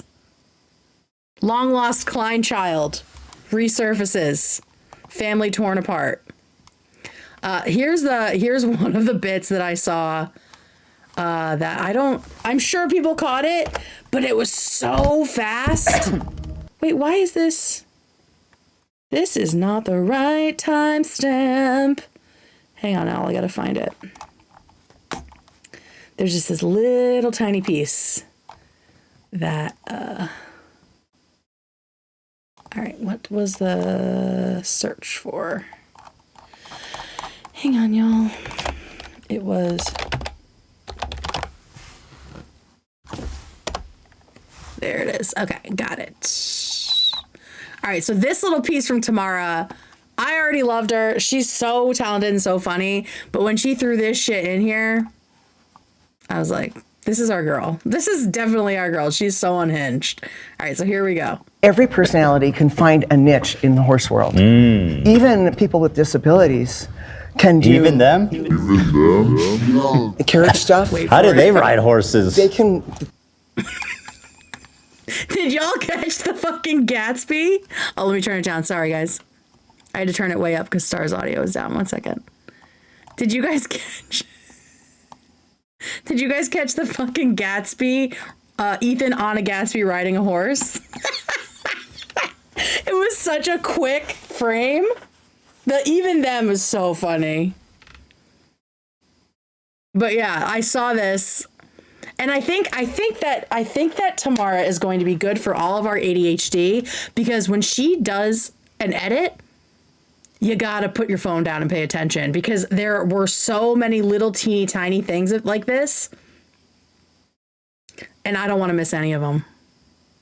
So yeah, let's just get that in full speed. A niche in the horse world. Even people with disabilities can do... Even them? Carriage stuff. How do they ride horses? They can... Some people do. I know a gal who was paralyzed. Some people do. Look how cute Morgan is, too. I love her. And I can horse hear her giving kneels Ethan down. shit too in the back. Like she's so smart. Oh, these are two amazing gets for the crew. Amazing gets. Yeah. Oh, the hand thing when Ethan's like, what is this? What is this? That was so good. All right, so there's that one. I also love when Ethan fully traumatized the Zoomers with the Christopher Reeve story. Like they didn't know who he was. Here we go. Oh, that's just like a couple seconds later. All right, so let's play this. Was paralyzed, and the horse kneels down. You know what and the gal happened? gets on. What about Christopher Reeves? Well, sadly, we lost him. He didn't work with the horses. Sadly, we lost him. Accidents can happen. Horses are dangerous. Dangerous. Well, they're bigger than us. Do you think the I horse didn't did get it on that. purpose? Who's Christopher Reeves? Oh my God. Oh, you Superman. sweet He was the summer first child. Superman. Was he killed by a By a horse? He was at the peak of his career. Yep. The actor. That Maybe worse than being killed by a horse, in my opinion. actor. And then during the Yeah, he's peak of the his only career, Superman. he was Superman. He fell off a horse and broke his fucking spine and become paralyzed from the neck down. Oh my God. And he couldn't. Superman became Oh my God. Tamara. Oh my God. Olivia's so crushed. paralyzed. He may have been That the is best so Superman scary. too. Let me show you. You might recognize him. Is he still alive? Nah. Wait, he just Fuck fell no. off. Not a single Zoomer in the room knows who he is or the status of his life, if he's alive or dead. They're all just floored by this. Off, or he was like I kind of think thrown. his head hit a branch or some shit. Oh my And he God. Hit a branch. I actually don't know the story, but his head hitting a branch. Oh, like when he was riding, it hit like a branch like this, maybe? I don't know. Knocked off the horse. That's his fault. Christopher. Love. Why? Did you hear that? He just victim blamed Christopher Reeve. Shit. Oh my And he got knocked off the horse. That's his fault. Christopher. Oh, he's mixing up Sonny Bono. Oh my God, Sonny Bono. They don't know about Sonny Bono either, surely. They surely do not know about Sonny Bono. Shout out. Shout out, Mayor of Palm Springs. Love your airport. Love. Why? Too What, you soon? gonna All right, hang on. Superman too. Let me show you. You might recognize him. Is he still alive? Nah. Wait, he just Fuck fell no. off, or he was like I kind of think thrown. his head hit a branch or some shit. Oh my And he got gosh. knocked off the horse. That's his fault. Chris. That's his fault. Wow, that's fucking cold-blooded. Love. I, for some reason, just right now, I was like, I want Wingstop. I've never craved Wingstop. All of a sudden, I want Wingstop. Why? Too What, you soon? gonna Oh blame it my on the God. horse? Okay, Piper has the tea. The tea about this guy getting paralyzed. It wasn't just riding a horse, it was while he was competing. No. Witnesses said the horse began the third fence jump and suddenly stopped. Oh my God. I bet that horse felt really bad. You were trying to order Wingstop? Oh my God, maybe I'm psychic. Yeah, he's acting like everyone hates the horse for it, or the branch. Christopher Reeve did that. Everybody saw it. Well, it's not the tree's fault. It's not the tree. It's not the horse. The tree was just being a tree. Who's left, bro? Here he is. Oh my God, love. Here he is. It's not the tree, it's not the horse. So who's left, bro? Grew up around horses. They want blood. Olivia. Oh, wow. They demand Handsome devil. sacrifice. I He don't was see him. Superman. Everybody loved him. His career was on the swing. No, go to the I one love top, when they. the fourth I love when they fill in the zoomers on our history. one up top. Then you have that. Oh no. That thing going on. That's the best Yeah, part of you like an can't- hold on. intergenerational workforce. Let me Is take- this kind of He stuff. must hate horses now. Right. He must hate horses. He probably. I don't know, but he's dead. So. But Yeah, she why says does he it have can to ride a be horse again. I'm sure someone's fault? he's hurrying to do that. Oh my God, that is so sad. I understand Look at this. now what you meant. Isn't that crazy? Man. That is so crazy. Yeah. He still looks very Still handsome handsome. guy. Very He's very handsome. He handsome. doesn't do Yeah. much of anything. Not Yeah, I hating mean, or he's loving still horses. got the same face. Still a handsome But man, devil. what a tragedy. What a horrible, horrible, horrible tragedy. Yeah, and I just loved that intergenerational moment we had. Also, PhD. They were saying fat hog daddy or fat hog disease. I feel like it's fat hog disorder, right? I feel like disease feels too like like your fat hog has a disease. To me, it's a disorder, and that fat hog is like incurable. You know what I mean? It's like a disorder that you just live with. You have to just come to terms with your fat hog. Fat hog daddy is so funny, and Ethan was so tickled by it. Princess with a disorder. Hang on, let's do a poll. Let me take down the cow farmer poll. You guys agree? Keemstar is not a lol cow, and I agree with that too. All right, so poll. PhD stands for fat daddy, fat hog disease. So those are the two that were put up for options by Ethan, and then fat hog disorder is my idea. All right, and go. All right, so we'll let that roll. I also loved the use of AI to make Keem German, because as soon as he said my struggle, I was like, they gotta talk about this on the show. I was like, Keem saying fucking Mein Kampf, first of all, would have hit so hard like 3, 4, 5 years ago, right? When he was like kind of openly anti-Semitic to some degree. Fat hog daddy, daddy, oh my God. Pretty huge dick. That's like old school. I feel like that's what people used to use. But did anyone say pretty huge dick? Oh my God, that's so funny. Okay, and then we also got another great moment, and this one comes from Dan. Hopefully this is the right moment. Okay, yeah. So Hila breaks in with her tariff update. P.S. Still waiting for her to have that outro, right? She still deserves that little bumper, stinger, whatever you want to call it, when she is done with her news update. But then we got this amazing, I would say 10 out of 10 joke from Dan. Y'all leave your score in the comments. It's a 10 for me. Go with the flow, you know. Updates Who come goes up. with the flow? That's my job. And I go with the we're flow. all You guys one. go with Here it comes. my flow. You don't flow. We're all one. I'm the flower. I'm in a flow state. The only thing flowing is out of your fucking butt before the show. That's pretty good. I'll take the hit. I'll take the hit. The only flow is coming out of your fucking butt before the show. Guys, go with my Tens, flow. nines, what do we got? Let's do it again. I'm the flower. I'm in a flow state. Fucking The only thing got 'em. flowing is out of your fucking butt before the show. That's pretty good. I just love when Dan does butt and poop jokes. Like when he was talking about Ethan's like poop breath. Oh, that made me laugh so hard. Out of your fucking butt. I say that shit to my wife all the time. I just make everything like, oh, your butt. So it was a 10 out of 10 for me. Someone said 11. The pause before fucking butt is the same. To me, that made it better. Someone said the hesitation makes it 9 out of 10. I think it makes it a 10 out of 10. I also saw someone giving it an 11. I would say 8 out of 10 for lack of conviction. The whole delivery by Dan and acceptance by Ethan makes it a 20. That was so great. That was so great. So yeah, I loved that. Another little bit that I wonder if you guys noticed. Just make sure it's the right one. It's another little edit choice from Tamara that they didn't talk about on the show, but I noticed it, and I wonder if y'all noticed it too. Tamara has decided, at least in this video, not to edit out Ethan's tics. In fact, she's gone in a completely different direction. And I fucking love it. Especially after the conversation on Monday about Ethan thinking he needed to like hide his tics.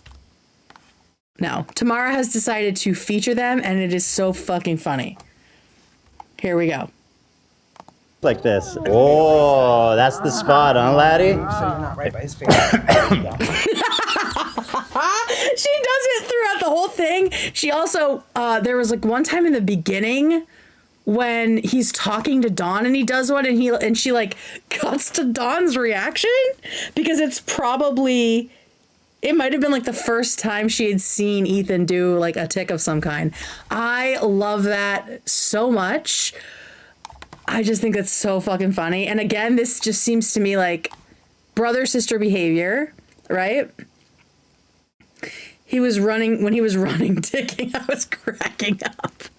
There's a point when he's running at the horse, coughing each step.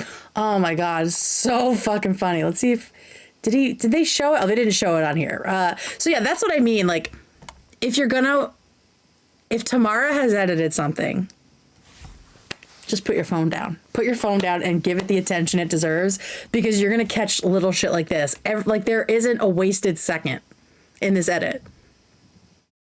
Oh my God. When the horse immediately went to Dan, I died. That was so cute.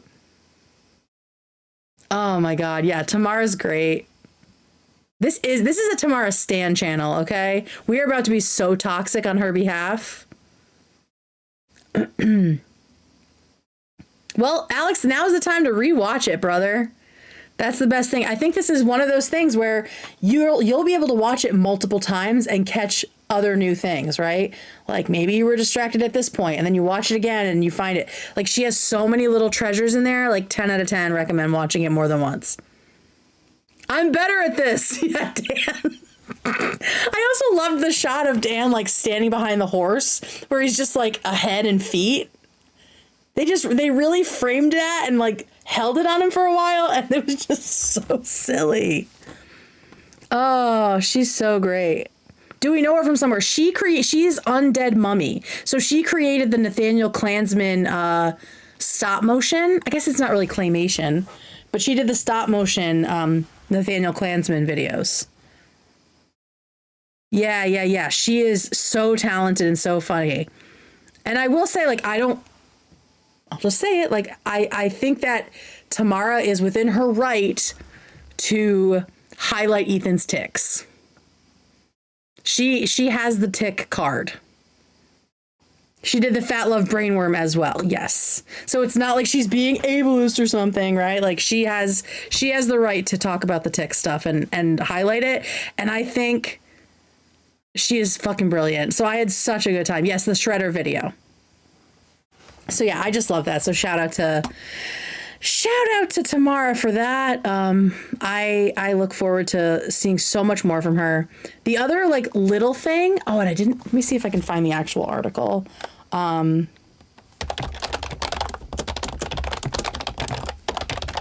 It's very old, so I don't know if I'm going to be able to find it. But I used to be able to find it. No, they don't have it uploaded. Okay, never mind. But I can talk about it anyway. So at one point in the episode, AB and Zach were talking about how they were getting laughed at by the locals because they were dressed like gay cowboys, essentially, right? They were like these flashy cowboy costumes, and AB had like these cut off Daisy Dukes on. And one of them made a joke about glory holes. Like, AB tried to like make Zach uncomfortable with it, or vice versa. And they asked each other if they'd ever seen a glory hole. And this is, I would say, like, the story that I remember, the story that I think my university remembers when it comes to glory holes, or just like in general. This was like a huge story that happened when I was in college. So the paper, our campus paper, this is at the University of Rhode Island. Go Rams. See, it's a ram. This is Go Rams. The 5 Cent Cigar was the name of our paper. And one morning, this was very early internet. Nothing was on the internet yet. So if you wanted to get the news, you were reading the 5 Cent Cigar. And so it must have been at breakfast. We're reading the 5 Cent Cigar because we were told that there was an insane article in it about the campus library. Now, the campus library is like, a bunch of floors, big, beautiful research library. And there is a basement where there's just like study carrels and like old books that no one cares about, right? Well, it turns out some of the gentlemen on campus, or who knows who was doing it, somebody created glory holes in the men's bathroom in the basement of the URI library. This was like in 2005, 2004. And when I tell you, I mean, that alone was like wild, right? To hear about this. But the phrase that is indelible in the hippocampus is that the janitorial staff found, and I am directly quoting, inordinate amounts of semen and blood at the glory hole. Inordinate amounts of blood and semen. We were like, what the fuck does that mean? For some reason, like a bucket came to mind when I read those words. That it was just, there was like a bucket full of stuff. But I'm sure it was just like the cum couch, right? It was just everywhere. But like blood? Every good gay knows you got to put duct tape around the glory hole. That's a butt glory hole. Bro, you're right. See, that I think makes sense, Felix. Because I was thinking guys were like cutting their dicks on the actual hole. That's what I've been like picturing. Like someone has a PhD, right? Someone's got fat hog disorder and they're sticking their ding dong through the glory hole that's too small. But I think butt glory hole might be right. Yeah, the whole thing is very painful. The lesbian version of a glory hole. I don't know. I mean, it's like anonymous sex. Oof, that'd be hard. I don't even know what we would do. We barely even talk to each other like strangers in public. Cool. Love it. That's my comment that gets my name attached. Felix Ducat, glory hole expert. That's a butt glory hole. Maybe a reach through. Yeah, who knows? Inordinate amounts of blood and semen found in the stalls.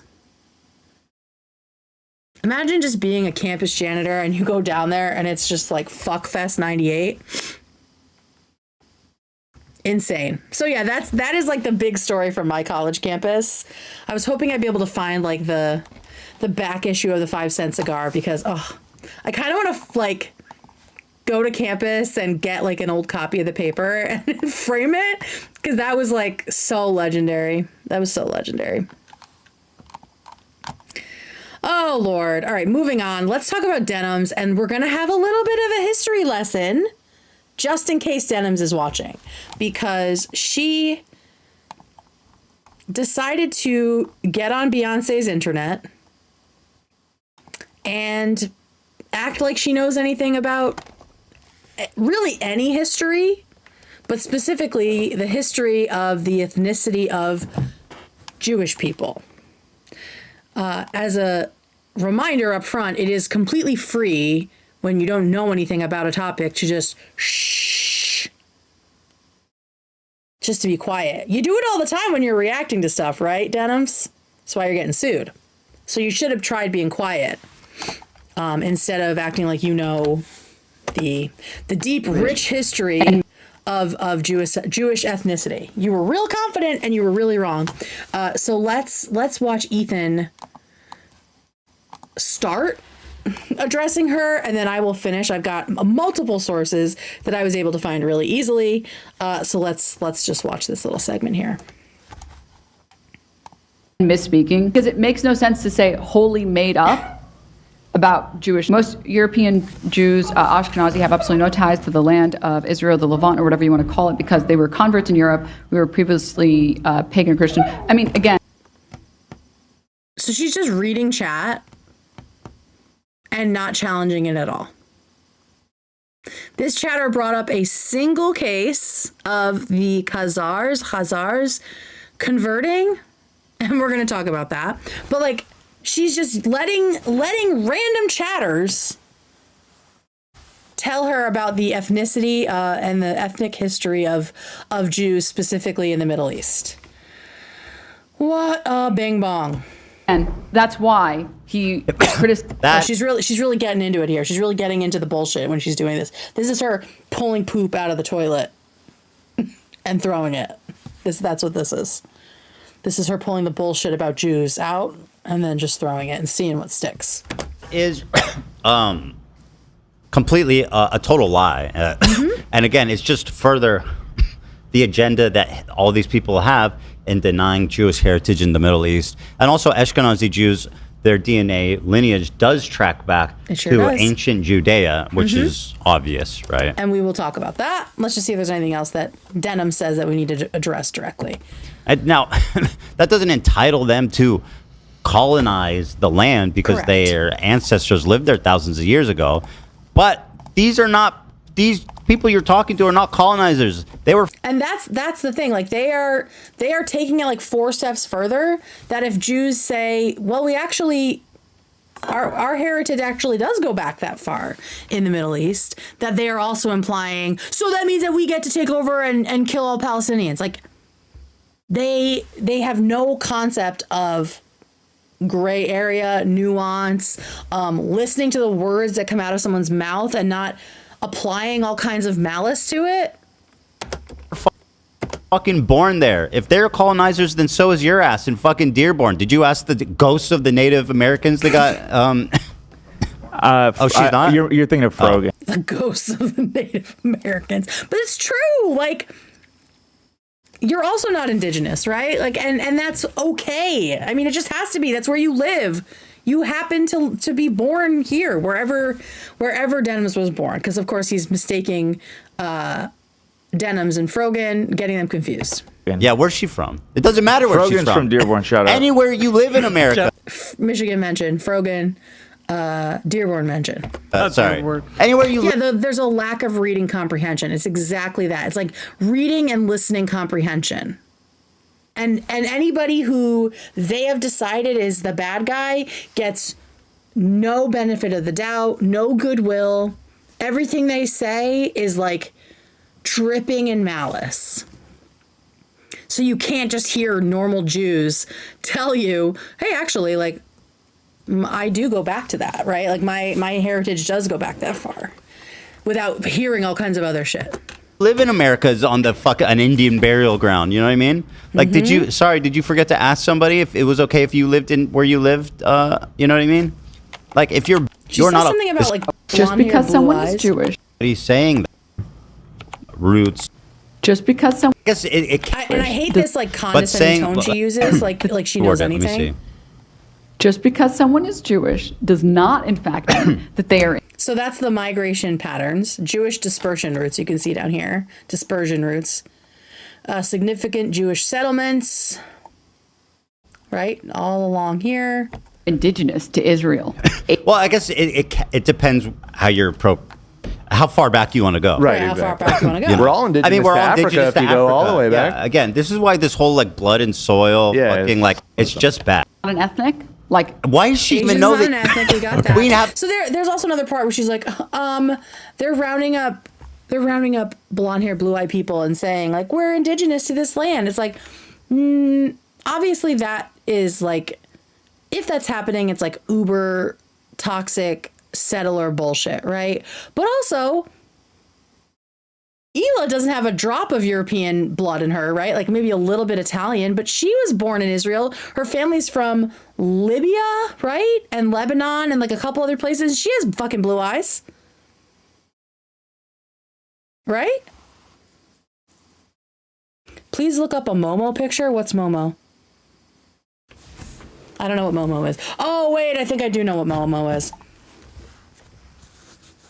Yeah, so yeah, it's just like, yeah, Hila has a diverse ancestry, including, she's now like 3 generations into or her family living in Israel, right? 2 or 3 generations. So I just wanted to talk about all of Denim's claims here that specifically that Ashkenazi Jews have no tie, have no ethnic tie, have no ancestral history in the Middle East. Like, it's just fucking stupid, right? Like, if you have ever watched, I mean, you don't even have to be religious in any capacity. If you know the story of Moses, right? That wasn't happening in fucking Warsaw, Poland. Or Brooklyn, New York, right? Where was that happening? The Hebrews were enslaved in Egypt, right? So I looked it up. I got a couple great sources that I found, like I said, very quickly. And I'm just going to do some research to show Frogan how easy it is and how she should be doing it if she wants to talk about things she knows fucking nothing about. Because it's okay to not know about something, but it's better to admit that and then do some research in a way that makes your audience trust you instead of just talking to them like they're fucking children. Okay, so this is the let me just get I'll just get all of them up here before we start. Because I was able to find so much. Literally in like 10, 20 minutes.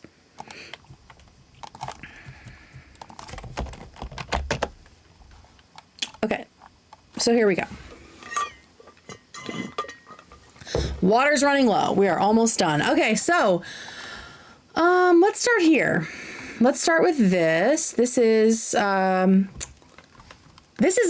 open source textbook out of Canada. I guess they have a bunch of their textbooks online, and this specific book is called Western Civilization: A Concise History. And so you can look here. It was published in 2019 with updates in 2020. Tells you the volumes it has. It's like available through the Open Textbook Library website. So this is a real textbook that historians have written, okay? Led by Christopher Brooks, a textbook writer. So, ancient Hebrew history. This is, all of it, it's all there, but this is like the crux of it here, the thrust of it. The history of the ancient Hebrews is a difficult subject. The most important source we have is the Hebrew Bible itself. And that was my thought. Like, my hypothesis was the only real reference to Jews in the Middle East and Africa was the Hebrews being enslaved by the Pharaoh in the Bible, right? And I was like, but is that really true? Is that accurate, right? Because, there's things about Moses living until like 200 or whatever, right? So you got to wonder, like, how much of it is true, but this is what people had before writing is oral tradition that eventually got written down. So in the Bible, it describes in detail the travails of the Hebrews, their enslavement, battles, triumphs, and accomplishments. These are Jewish people in the ancient world, in ancient Egypt. The problem with using the Hebrew Bible as a historical source is that it is written in a mythic mode. Like the literature of every other Iron Age civilization, many events affecting the Hebrews are explained by direct divine intervention rather than a more prosaic historical approach, right? So everyone in the Iron Age was telling things via mythology. And I think because it wasn't written down necessarily, and a lot of the stories were passed, right, on to other people, on to other next generations, children. It wasn't just about history, right? It wasn't just like the facts and figures. It was trying to convey the culture, trying to convey lessons, right? Like teachings, messages you wanted to pass on, right? So these stories served a lot of purposes beyond just the hardcore facts. So it's hard to trace exactly what was happening, but the Bible serves as like the best example, like the best source, because that's one of the few places that all these oral traditions were written down. According to the Hebrew Bible, the first patriarch, male clan leader of the Hebrews, was Abraham, a man who led the Hebrews away from Mesopotamia in about 1900 BCE. So that is 1,900 years before year zero of the Common Era, which we know as, if you grew up religious, that's the year Jesus was born. That started like the modern era. The Hebrews left the Mesopotamian city of Ur and became wandering herders. In fact, the word Hebrew originally meant wanderer or nomad, which is another reason probably that stories shifted and changed, right? That like, they were always moving. They weren't set in one place and just like putting things down. Now, you might be wondering, where's Mesopotamia? Where these Hebrews, what we're learning was maybe the first Hebrew to be written about, where this was. Was it Berlin, Germany, maybe? Queens, New York? The Mesopotamian city of Ur, I don't really know how to pronounce it, is in southern Iraq. Right here in southern Iraq. So this is, according to the Hebrew Bible, the Mesopotamian city where Abraham lived. Yes, the Fertile Crescent, part of the Fertile Crescent, where Hebrews, as far back as we know, this was where the Hebrews lived at the beginning of recorded history, okay? In the fucking Middle East. So if you want to go back this far, this city dates from the Ubaid period, 3800 BC, almost 4,000 years before the Common Era, or what, over 5,000 years before, almost 5,000 years from today. There may have been Jews, Hebrews living as far back as that. I'm not sure exactly when Judaism started. That's another thing that I would love to just go down a rabbit hole exploring, right?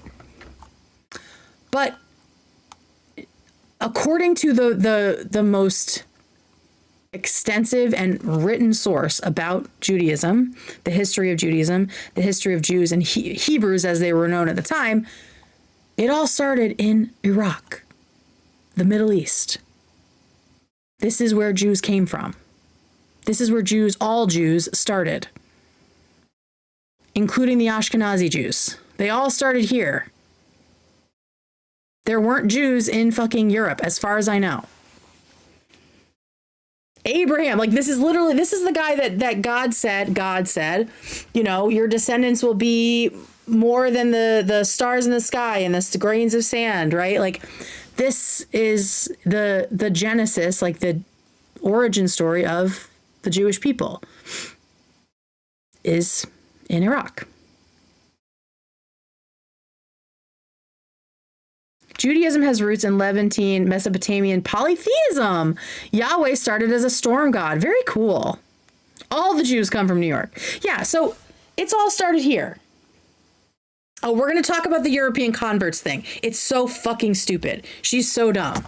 Okay, so that is Ur. That is where the Jews, the first Hebrew, the first clan leader of the Hebrews lived. That's the first one anybody wrote about, right? And then they start moving. They leave the city of Ur and they become nomads, and eventually they are enslaved in Egypt. 1600 BCE. So this is what? Again, 2,000 something years ago, almost that. The Hebrews went to Egypt to escape famine and were welcomed by the Hyksos dynasty. The Hyksos were fellow Canaanites, after all, and they appear to have encouraged the Hebrews to stay. Hang on, they talked about Canaan up here. The Hebrews, a people who first created a kingdom in the ancient land of Canaan, were among the most important cultures of Western world, comparable to the ancient Greeks or Romans. Okay, the ancient Hebrews were not known for being scientists or philosophers or conquerors. It was their religion, Judaism, that proved to be of crucial importance in world history, both for its own sake and for being the religious root of Christianity and Islam. Together, these three religions are referred to as the religions of the book in Islam. These are Abrahamic religions, I believe is the other name for them, because they share a set of beliefs first written down in the Hebrew Holy Text. This is what I'm saying when I say the narcissism of small differences, right?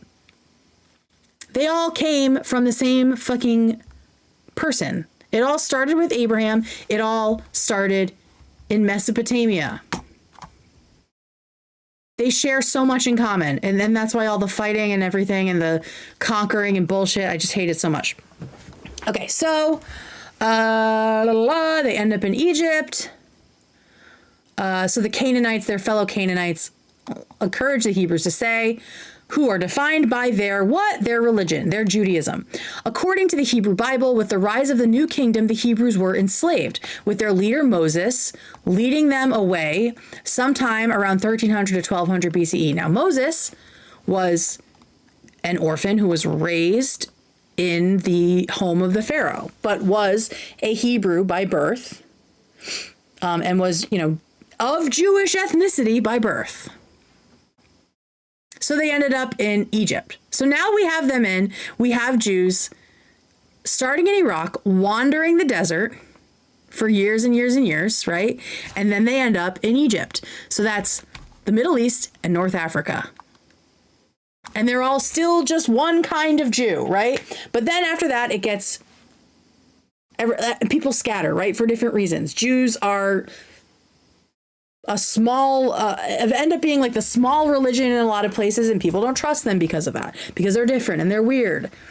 And so then they end up being chased from different places in different countries, including in the Middle East and North Africa, and then also in Europe, right? They are outcasts in the Middle Ages all over the place, right? So they are still, to some degree, nomads and wanderers, but not as much because they want to be.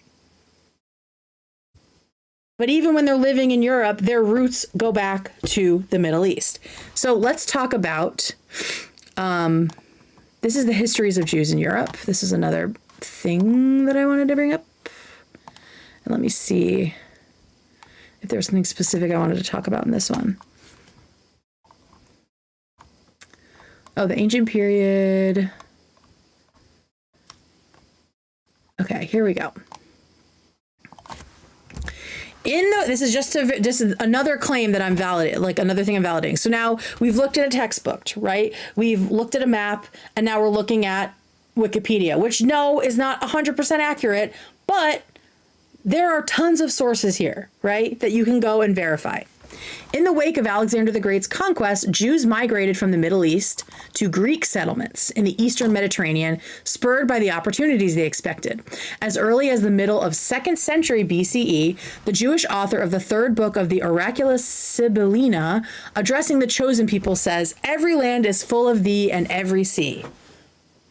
Well, that's interesting. It's like river to the sea almost.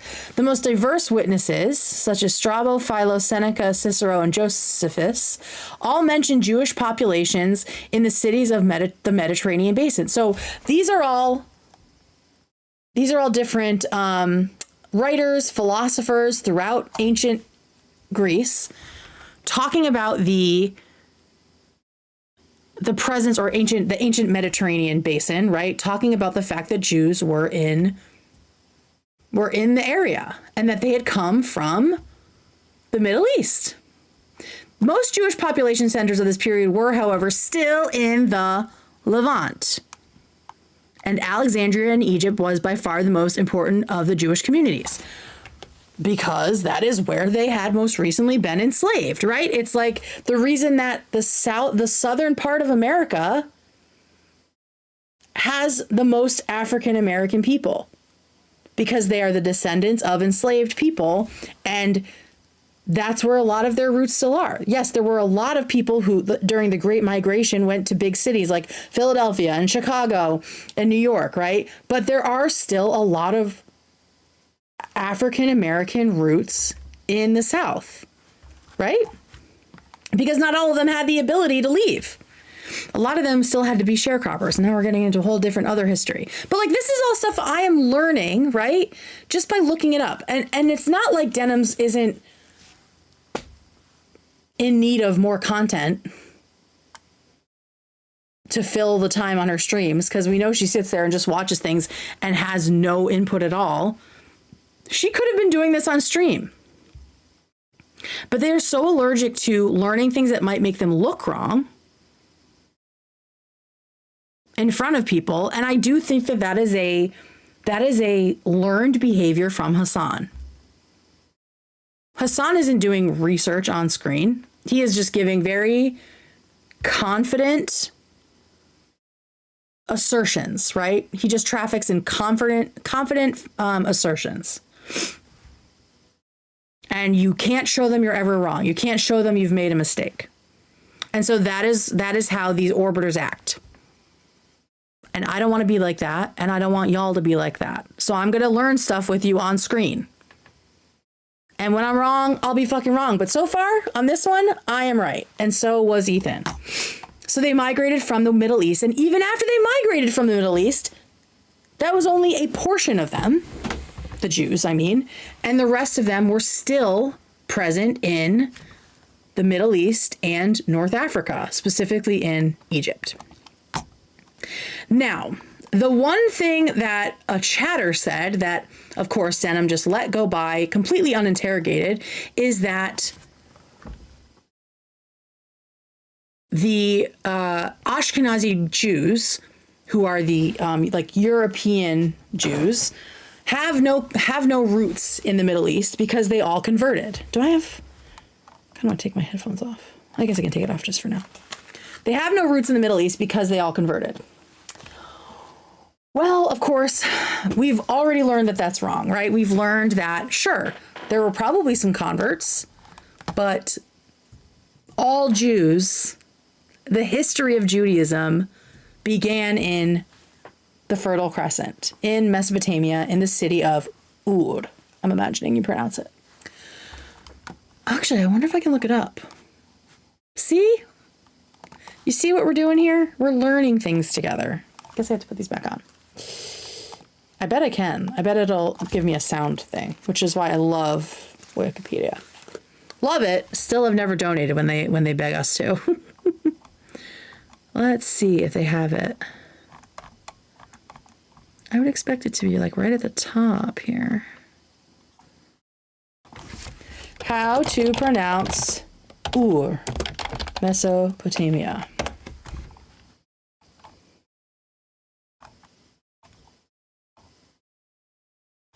Ur was an important Sumerian city-state. Okay. Let's see how they juice this. We are looking at how to pronounce these names as well as how Sure, what the fuck is this voice? to say more interesting but often confusing names that so many get wrong. It is possible that some will like and subscribe. Or, something it in English, either or, so we will look at. So how do you say it? There are two slightly different ways of pronouncing it in English, either or. Some say it, especially in the US, as I don't like that. Or it is possible that some may pronounce it also as your. No. Your, or, Yes, different ways of pronouncing it. And Does now it? you know them all. Like and subscribe if you found I this like video useful. That feels cooler than In the Mesopotamian city-state of That sounds so fucking American. All right, so anyway, back to it. So, so Denims lets this chatter tell her that actually all the Jews in Europe converted, which if you know anything about the way Jews were treated in Europe, ain't no way. Like they make it sound like there were these like Jewish tent revivals that were just saving people, right? Throwing out yarmulkes into the crowd. Jews were always like the very, very, very limited minority. They were not allowed to participate in society. That's why they became associated with money, because the only job they were allowed to have was not dog catcher, it was money lender, right?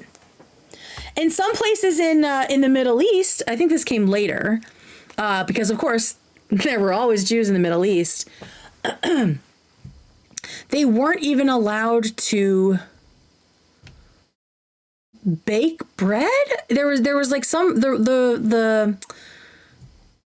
the reason bagels are tied to Judaism and Jewish people and Jewish culture is because that was like the only food, like the only bread that they were really allowed to make. Like they weren't allowed to use the oven, so they had to boil their bread.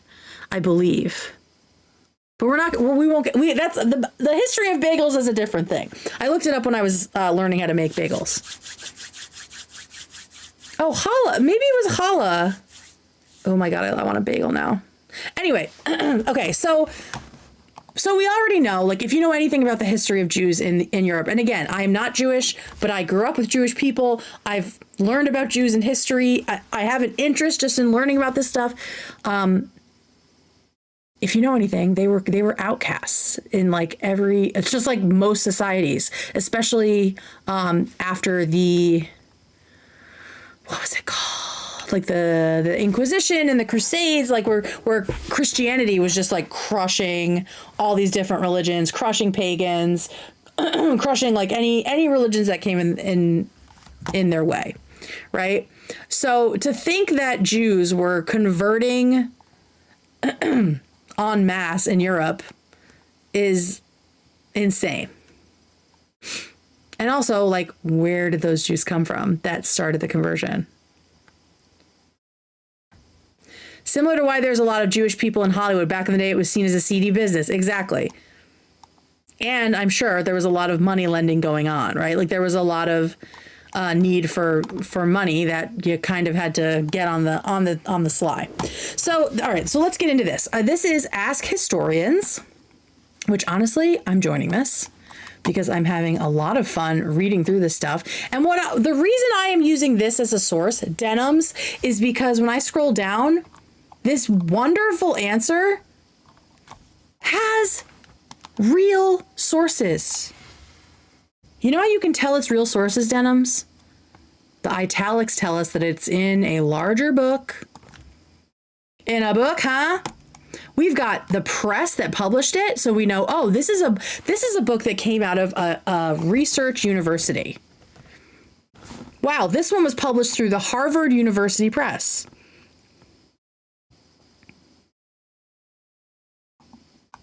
Okay.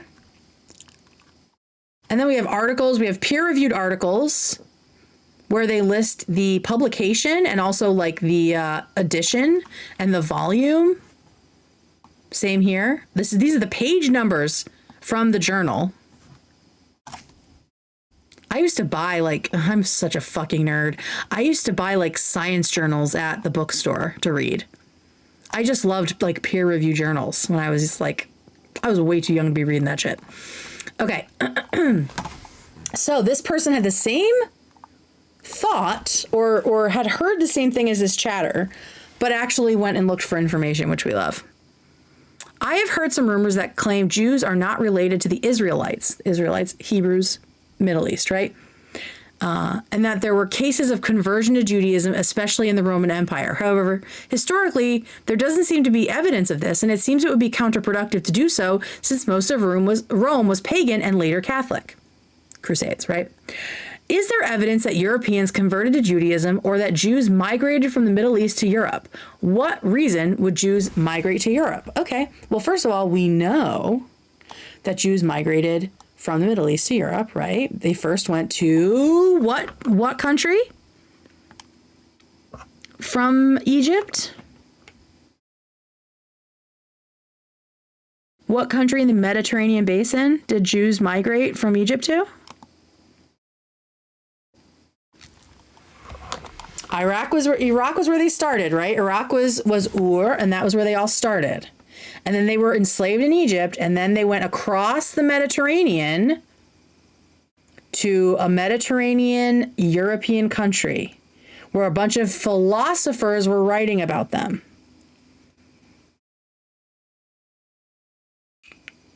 Greece! Yay! Greece! Opa! Opa! Good job, everyone. Okay, so we know that they came from Iraq, then ended up in Greece by way of being enslaved in Egypt for a while, right? And then a lot of them settling there. But we also know lots of Jews remained in the Middle East. And then they spread as, nomadic people through the countries of Europe. So here we go. In the Roman era, there is some evidence of Jewish conversion. Roman sources mention converts to Judaism, and Jewish texts mention converts as well. It's unclear exactly what became of them, and this is interesting, as is what their tie to the rest of the Jewish community is. None of the sources is particularly thorough about documenting how many converts there were, what their relationship with the Jewish community is, and what happened to them long term. So we literally have no idea if these people even stayed Jewish. It's sometimes suggested, even, that they tended to become Christians. Absent more historical texts, we may never know. So this may have been like a blip of some conversions, and we don't even know how many. And then a lot of them may have become Christians.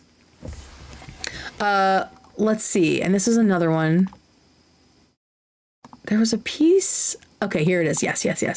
This is the part I really like. First of all, I just want to say I love the idea of this ginger kid, whoever they are. Maybe they're like a history teacher or a history professor, and they're just sitting on Reddit, just slamming information and writing out their bibliography. I just love that someone's doing this in their free time. That's my kind of people. In the post-Roman world, there's some evidence of conversion to Judaism, though because it's attested mostly in Christian sources, its exact nature is unclear. So when you have one religion that has dominated the planet through violence and conquest and colonization, and they're writing about a small other religion, not the most reliable source, Denims. Not that you even know that anything was written, right? You're just believing a chatter. So its exact nature is unclear. Do the texts reflect actual conversion to Judaism or just Christian fears of the same?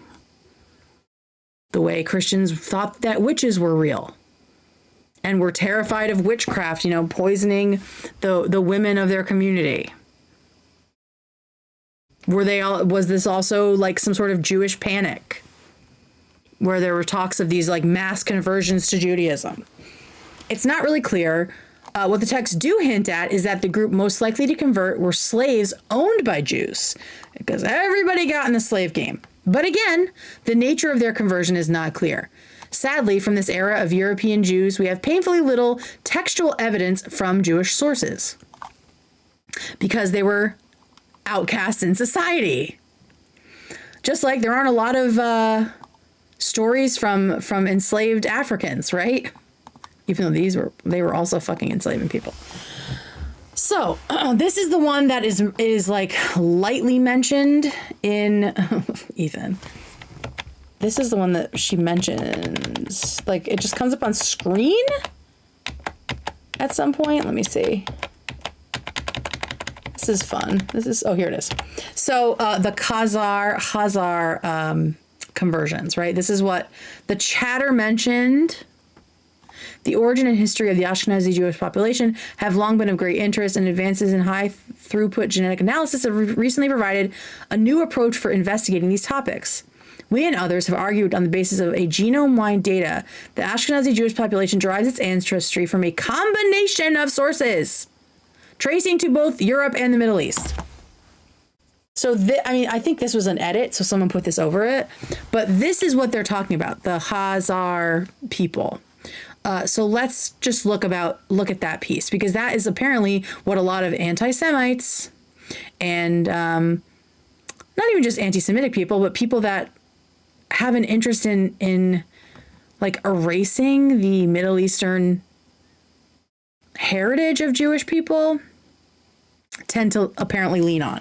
Again, this is all stuff I'm just learning because I didn't grow up fucking hating Jews and denying that they lived in the Middle East, because that's fucking stupid. Like, I grew up Catholic. I learned about Moses like probably in kindergarten. All right. The big time potential mass conversion is the Khazars. The Khazars were a Turkic group on the borderline between Eastern Europe and Central Asia. So like in Turkey. There's some evidence that a portion of the Khazars converted to Judaism. Views of this conversion vary widely between viewing the narrative as entirely fiction, the fact that that is a potential, let's remember that, to a mass conversion of Khazar society, to the conversion of elements of the upper social echelons of Khazar society. So yeah, I have seen elsewhere that it was like the upper class converted, but I'm not entirely sure why. Because even there, I'm sure that they were in the minority. Maybe it was just like cool to be Jewish for a while. I don't know. Societies are weird. It's sometimes hypothesized that the Khazars formed a substantial portion of Ashkenazi Jews, but that theory is not widely held. That theory is not widely held. You're wrong. Denims, you're wrong. Chatter, you're wrong. This literally took me 10 minutes to find this shit. I've written previously on why the evidence for this isn't compelling here. Ooh, girl, I do want to read that. The upshot is that very little is known about the relationship with Judaism, and there is at the moment insufficient evidence to conclude that the Khazars formed the bulk population of Ashkenazi Jews, and a good bit of evidence against it.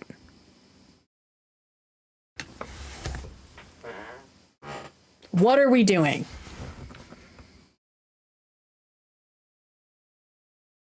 What the fuck are we doing? So, like I said, learning all of this took me, I think, like 10, 15 minutes, and then going through it with you guys, maybe a half hour. That would have been great content for your channel, Denims, but instead you had to just assert shit that you had actually never even heard. You just read it out loud from a chatter and let it be like truth in your chat.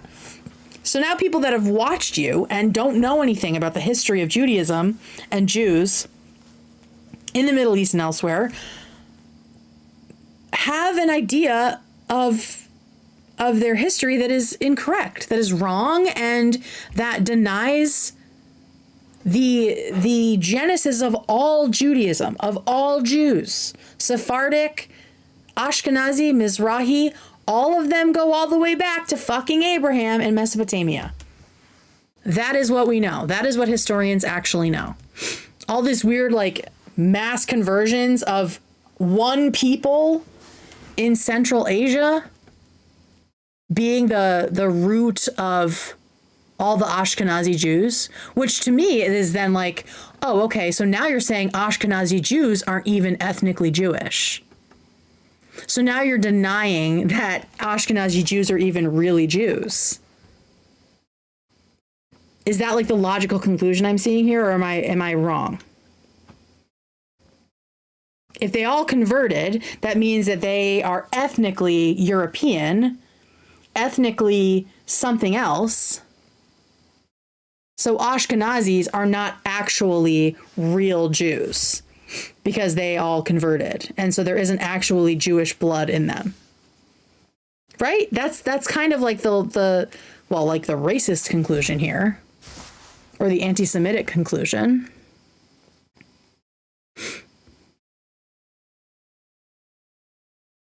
I would love to know if Hassan believes this lie.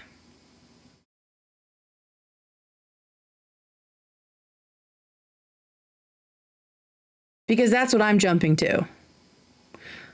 That, oh, well then if you're saying that all Ashkenazi Jews, all European Jews started as a group of people in Turkey who were not Jewish or in the Turkish area and converted to Judaism, that means they didn't have Jewish blood and have no claim to Jewish heritage or to any roots in the Middle East. That just seems very convenient. I also think it's interesting that the one potential mass conversion happened in Hassan's home country. So maybe he's got converted Jew in his DNA. Semitism is a problem. Stupid. I wanted to talk about Brad Taste, but I kind of don't want to talk about it anymore. And we do have this website stuff. Oh, there was one little moment. I don't know if y'all caught it from Ethan when he was talking about Denims. Let me get to the end of it because I think it was the very end when he says something. I forgot to grab the timestamp for this, but oh wait, maybe I'll, you know what? I've started using the transcripts and it's so helpful. So thank you to everyone who has said in the chat that that's a nice way to find things. Semitism is a problem. That's going to be in my fucking head. Okay, so he said, we'll see, which was very, in an interesting spot. And I don't know if y'all caught that, but I'm going to pull it up. It seemed like he kind of stopped himself from, okay, here it is. Is it on it now? It's going. 5805. Okay. No, I understand that. That's not what I'm confused by. It's unrelated. She just okay. Ethnic? She knew that she was going to get hell for expressing her opinion in the space she exists. She didn't wait till it was safe. What happened? Now He's talking about ContraPoints there. I guess taking a brave stance. Most obvious take. Okay, when have you ever taken a brave stance on anything? I guess saying that well, we'll see. Anyway, that's Denims, everybody. Asian is. So what was that? What was that? That seemed like he stopped himself from saying something. I guess saying a brave stance. Most obvious take. Okay, when have you ever taken a brave stance on anything? I guess saying that my what? Oh. We'll see. Anyway, that's Denims, everybody. Asian is not an. I just want to put a pin in that because the last time he did that, I was like, what was that about? And then I forgot about it. And then it turns out it was something big had happened. So we want to keep an eye on that. Yeah, it sounds like something with a lawsuit. Exactly. If I speak, I'm in big trouble. Yeah, with his lawyer for sure. So we'll put a pin in that one. We'll put a pin in that. All right, let's finish this out with. Oh my God, there's so much stuff here. Oh well, let's just talk about the lawsuit. I mean, there was a bit of an update here. So apparently, update on the lawsuit against the Snarkers. Well, first, the update from Frogan is that Frogan has officially been served. She has accepted service, and Ethan thinks that she just got a lawyer who is now finally giving her good advice. And I'm glad. I am happy for her because, yeah, if she was doing this on her own, that was very, very silly of her. But and they also gave Frogan an extension to respond. Right. And this, I think there have just been so many examples along the way of Ethan giving these people more time, either more time to respond, more time to come forward and to get amnesty. I mean, he was giving amnesty to these people up until like last week. Right. He was like, and now it's getting closed. Right. So for people to say that he's like merciless and he's like going after everybody and just wants their money. He has given so many chances for these people to come forward, to apologize, to settle. Right? And none of them took it. And now here again, he, instead of going after Frogan, within the short time frame that she left herself, has given her an ample, I think it was a 60-day extension to respond to being served. But the bigger news, besides that, is that apparently the Snark mods who have been subpoenaed or are going to be subpoenaed for their identities have decided to lawyer up and to come together under the same lawyer. And it's unclear if this is a good idea or a bad idea for them. So if you missed it, Ethan recently got approval from the judge to issue subpoenas to Reddit and Discord for the personal identifying information of multiple Snark moderators, like H3 Snark moderators. And we saw, I think it was last time, that one of these moderators has 9 claims against them because they have 9 sock puppet accounts. So the request for information is out on their 9 different accounts. It's all one person. Thank you for clearing that up publicly. So they are now fighting the subpoena. They are kind of stepping in front of Discord and Reddit to say, no, we don't even want it to get that far. We don't even want it to get to Discord and Reddit. Is that because they're afraid Discord and Reddit will give it up? So they're trying to like cut Ethan off at the pass by getting the entire subpoena thrown out before it even reaches Reddit and Discord. Seems to me like they think Reddit and Discord are gonna be like, who fucking cares, and just give it up. So here is what Ethan had to say about what the Snarkers are doing. He has some obviously he has some thoughts because he has thoughts about it. That's all set up. But the big new development that really surprised me, and I think everybody's going to be surprised by this, we heard from the legal counsel of a new app, someone who we haven't heard from before. The H3 Snark mods have banded together and hired a boutique law firm located in San Francisco, which makes me raise my eyebrow. What makes it boutique? It just means like a small specialized. Okay. They seem like professionals. Okay. All of a sudden, that's working. A boutique law firm in San Francisco to represent all of them. And the reason they've hired this lawyer is to challenge our subpoena request. They don't want names being... They're scared. They're scared. Whatever's in there must be bad. Yeah. So basically, he's saying what I thought is that they don't want anything coming out of Reddit or Discord. And I have a feeling it's really Discord that they're worried about, because Discord is where you're doing more like off the cuff stuff. It's not public at all, right? Reddit, you at least have, a lot of the times you have somewhat public facing content going out. You have the option of DMing, right? But really Reddit is where a lot of the private stuff is happening. And it's where a lot of the accusations of organizing to brigade and organizing to harass and intimidate and threaten Ethan and the crew is coming from, right? I mean, we've also heard that Hassan's Discord is the source of brigading on other creators, right? Probably Destiny, because they're just like obsessed with that guy, who, by the way, none of us fucking care about. None of us know who he is. So, it sounds like they're trying to cut it off at the pass and get the entire thing thrown out before Reddit or Discord can just like open their cabinets and throw all their shit into the street. And so let's see. Ethan has a little bit more here, and he makes an interesting point. I respect the H3 Snark, and I believe that they're being silent. Shut up, Adam.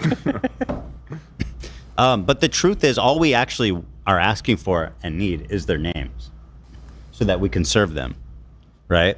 So they're going to have to do this motion to squash, which is very interesting. Yeah, they did the whole squash thing, and we'll skip that. It's going to essentially, they're going to have to argue on behalf of the 3 defendants. So that's Casey Tron, Denims, and Frogan. So now the Snarker moderators, according to what Ethan is saying, the Snark moderators lawyer is going to have to essentially build a case that exonerates Casey Tron, Denims, and Frogan of copyright infringement in order to get the subpoena thrown out. That's fucking massive. That is a huge undertaking that other lawyers are currently working on. That what they did was Dan not derailing was great. Infringement. To therefore make themselves ineligible to be subpoenaed. Right. So you have to make the, according to this, and again, I'm not a lawyer. This is, see, Denims, this is what like disclaimers are about. I'm not a lawyer, and this is very new, but in Ethan's logic, the only way out of the subpoena being served to Discord and Reddit is if the moderator's lawyer is crafty enough to get the entire case thrown out. Like, they have to argue that the three main defendants, Casey, Tron, Denims, and Frogan, didn't commit copyright infringement at all, since that's the real case in question. Like, these Redditors are not on trial, right? They are being subpoenaed as part of a different lawsuit. And so if that lawsuit is considered null and void, then there is no subpoena. And so they're like removing Reddit and Discord kind of from the equation. And I just wonder, if that's a good idea. I don't know. Are they less likely to have their information given over without Reddit or Discord in the middle? Or are Reddit and Discord like hardcore about protecting their users' privacy? It's hard to know, because like Ethan says in this clip too, someone has already figured out these snarkers' identities, and it's their lawyer, right? There is a human person right now, at least one, probably more, probably the whole firm, that knows the identities Ethan is looking for. And the only thing now that's standing between Ethan knowing their names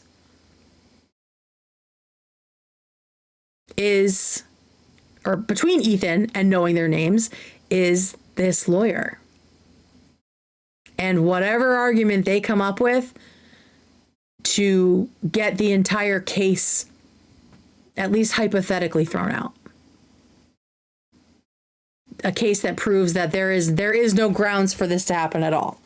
That's what it seems like. Again, not a lawyer, and it'll be interesting to see what some of the legal folks say. I really, really wish Emily D. Baker was covering this stuff, because every time I think I've found a legal person that's covering stuff on YouTube that's maybe reliable, it's, first of all, a man, no male faves. And then they end up being like loving the drama and loving the attention more than like facts. And that just drives me nuts. Another thing that Ethan talks about in this segment is the San Francisco connection. And he immediately jumps to Reddit is there. So this means that maybe Reddit is paying. Reddit's headquarters is in San Francisco.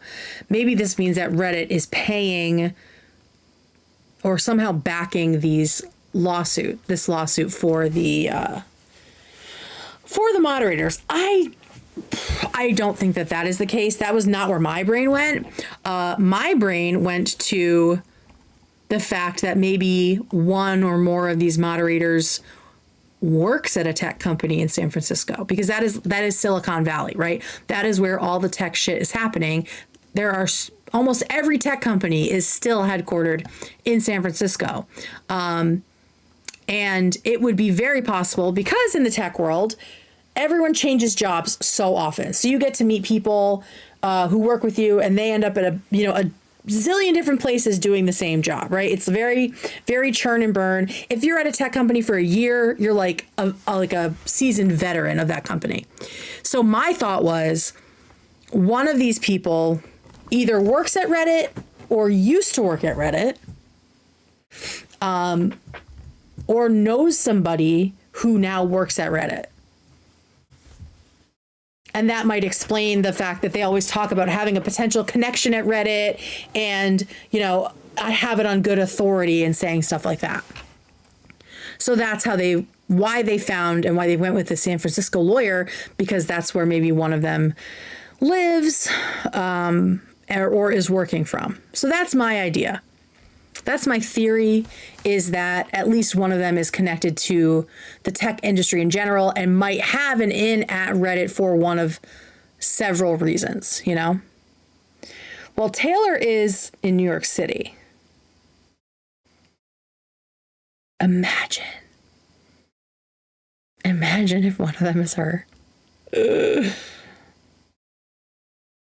So yeah, we don't know what's happening. We don't know why they chose San Francisco. I think Dan has a valid point of, if you're looking for lawyers that specialize in tech privacy, like tech companies' privacy, San Francisco is probably a good place to start, right? Just like if you're looking for a lawyer, an entertainment lawyer, you're going to look in LA or New York, right?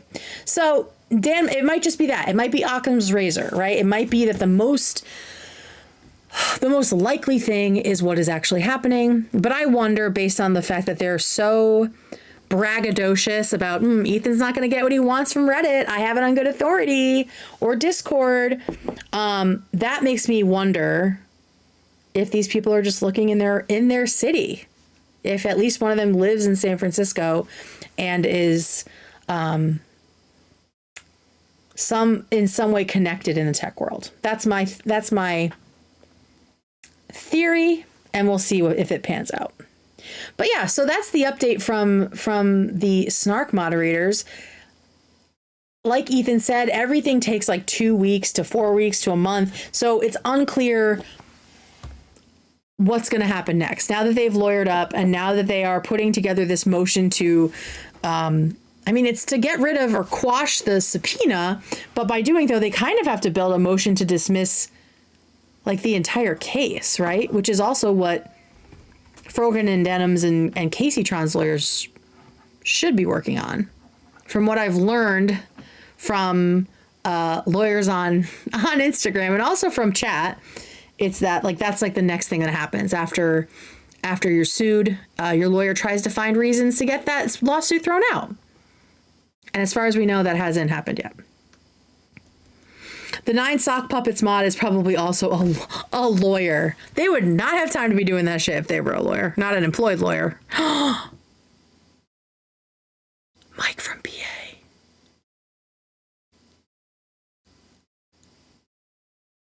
Oh my God. I cannot wait to find out who these people are.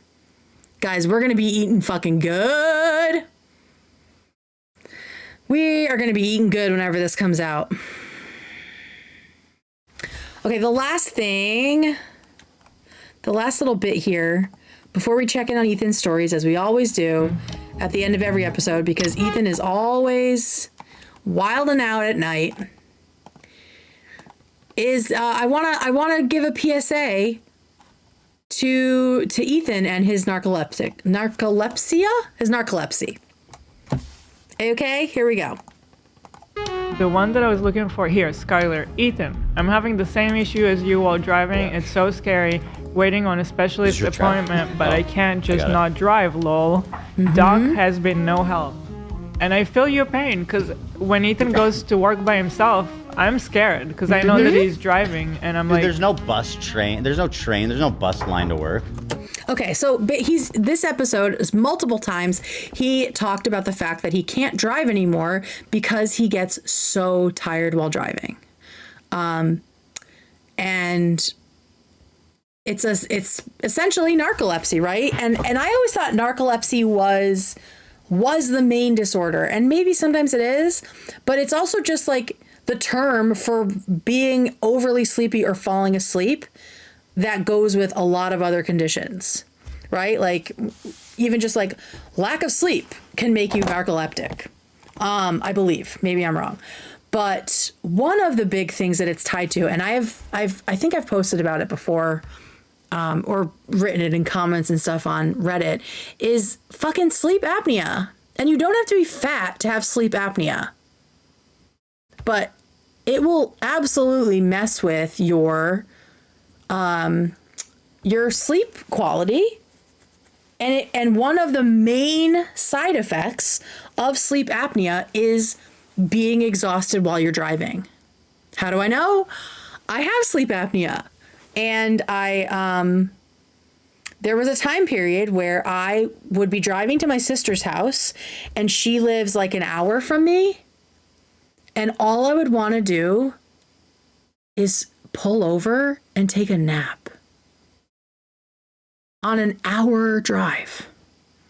I was so tired, I felt like I had to pull over and take a nap.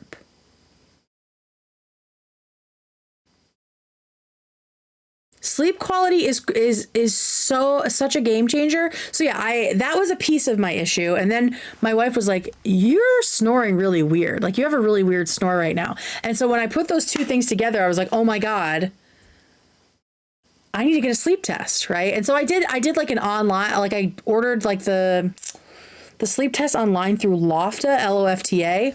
And it was so fast, right? Like they did it really, really fast. And you can also like buy your CPAP machine through them. So it was like all bing, bang, boom outside of health insurance. So luckily I was able to afford it, but I was happy with how quickly it went. That was worth the price to me instead of getting like bogged down in all of health insurance red tape.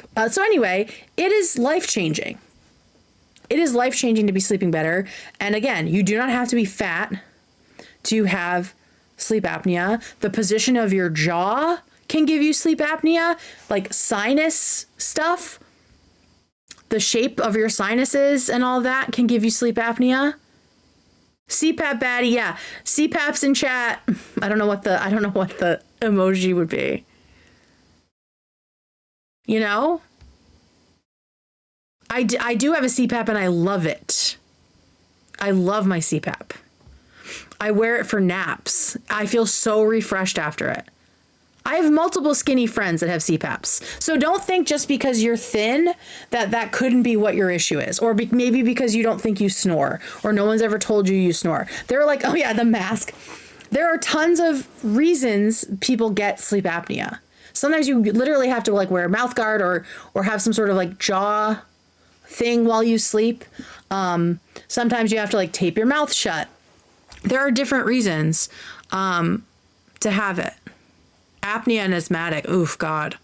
So like the fact that he's falling asleep all the time, that he's always so tired. And I think someone said about the tics too, like maybe they're worse because of the sleep deprivation. And then he has 3 small kids. So on top of potentially having like a sleep disorder, he's also not getting really deep restful sleep because of his small children. My CPAP is so quiet. The only time you hear something is if I open my mouth and then I sound like Darth Vader. It's like, definitely use distilled water. Yes. You don't want brain amoebas. Yeah, the one I have, I'll show you. Look at me. Here we go. Product placement again. I have the AirSense 11 and I have the nose pillows. So I don't have a full face because I'm not a mouth breather. I'm a nose breather, so I think that's why. Or I just wanted to try it with just the nose thing and see if it worked. But because I can keep my mouth shut during the night, I don't need to have the full mask. So I will show you what mine looks like. Oh, here she is. This is literally my setup, essentially. So yeah, it's a tiny little machine. It's like, they described it on the phone when I was getting all my testing done. It's like the size of a tissue box, which it is. It's very light. It has like a space on the side here for to put your distilled water in, so it can be a humidifier as well. This was great when I had COVID. I wore it during the day when I had COVID. And I think it helped me get through COVID a lot faster. Because I went on Reddit, because of course, CPAP gang, I'm in the CPAP Reddit subreddit. And people were talking about COVID and how like some of them were able to like jailbreak theirs and turn it into a BiPAP, I think it's called. But other people just said like, yeah, make sure you keep wearing it and it can help you. And I think it really did. It helped, like, it got rid of a lot of the pressure in my lungs and like made me still like use more of my lungs, which is great. But yeah, so this is these little air pillows. I think you can see this lady wearing it like this. I don't know why. She seems kind of like shiny, but yeah, it's just like this. It's just, they go right up your nose. You don't feel it going. Okay. Now you're ruining it. It goes right up your nose. They're like soft. It's all like soft plastic stuff. Jailbreaking your CPAP is so millennial. Exactly. So yeah, and there's people of all shapes and sizes are in the like the subreddit. So if you think you might have a sleep issue, it's worth getting a sleep test. And if you're able to if you're able to afford paying out of pocket for the actual machine, I think mine was like, it was over $1,000, but I use it every single night.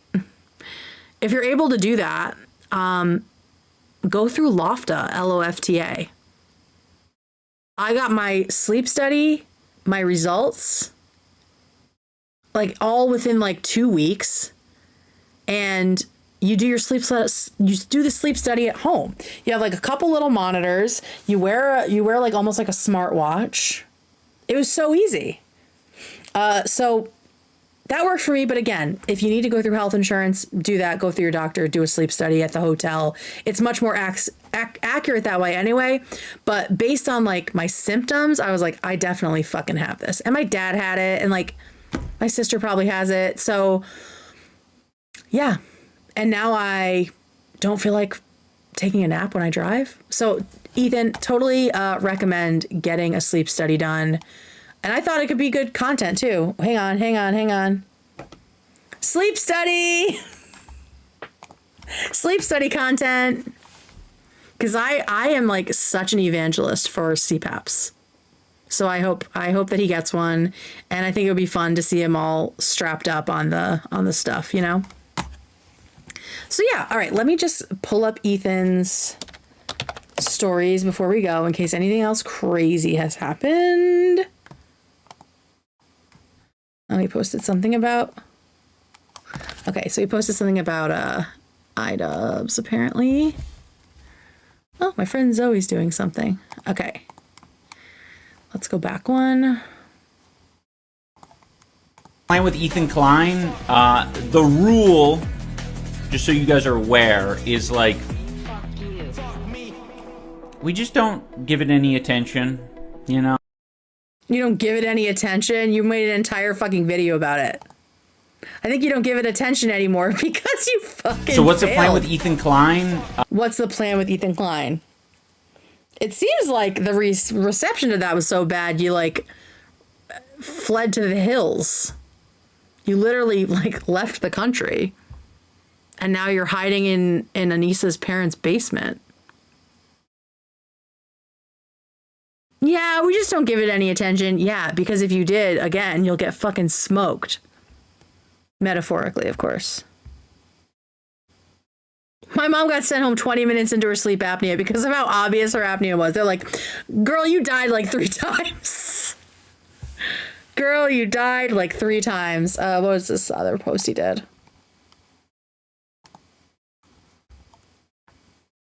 Oh, it's about, I think he's talking about the Houthi pirate. Ethan Klein's a multimillionaire who has basically ruined the life of a 20-year-old kid. Guys, he's literally a terrorist. I don't know why you even deny it. Like, the terrorist himself says he's a terrorist. And brags about it and flexes about it. Like, this is the thing. As Hassan would say, stand 10 toes down. Have some conviction. Right? Be the Houthi pirate you say you are. Instead of being like, wah, poor me. Give me $150,000 so I can sue Ethan Klein. Honestly, I hope the kid does. I hope he sues because Discovery is going to be pretty awesome.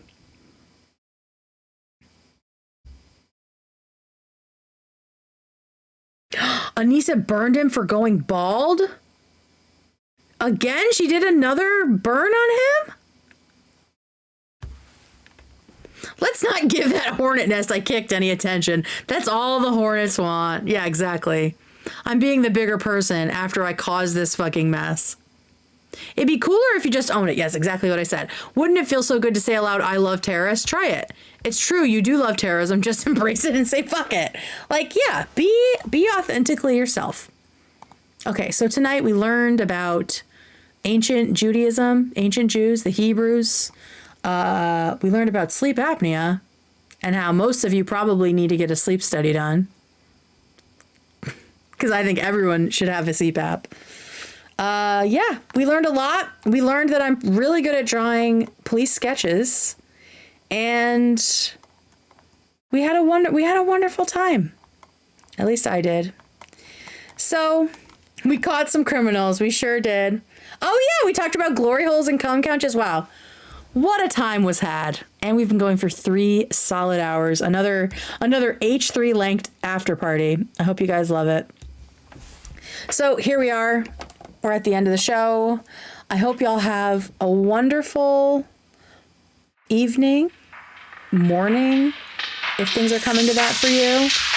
And I will see you probably on Monday, but maybe, potentially, we will have a Sonic pickle menu mukbang this weekend. Trying to coordinate that because I also want to go to the beach and do other things. But yeah, we might have the pickle mukbang this weekend. Stay tuned. I will post about it as soon as I know. So I hope y'all have a wonderful night.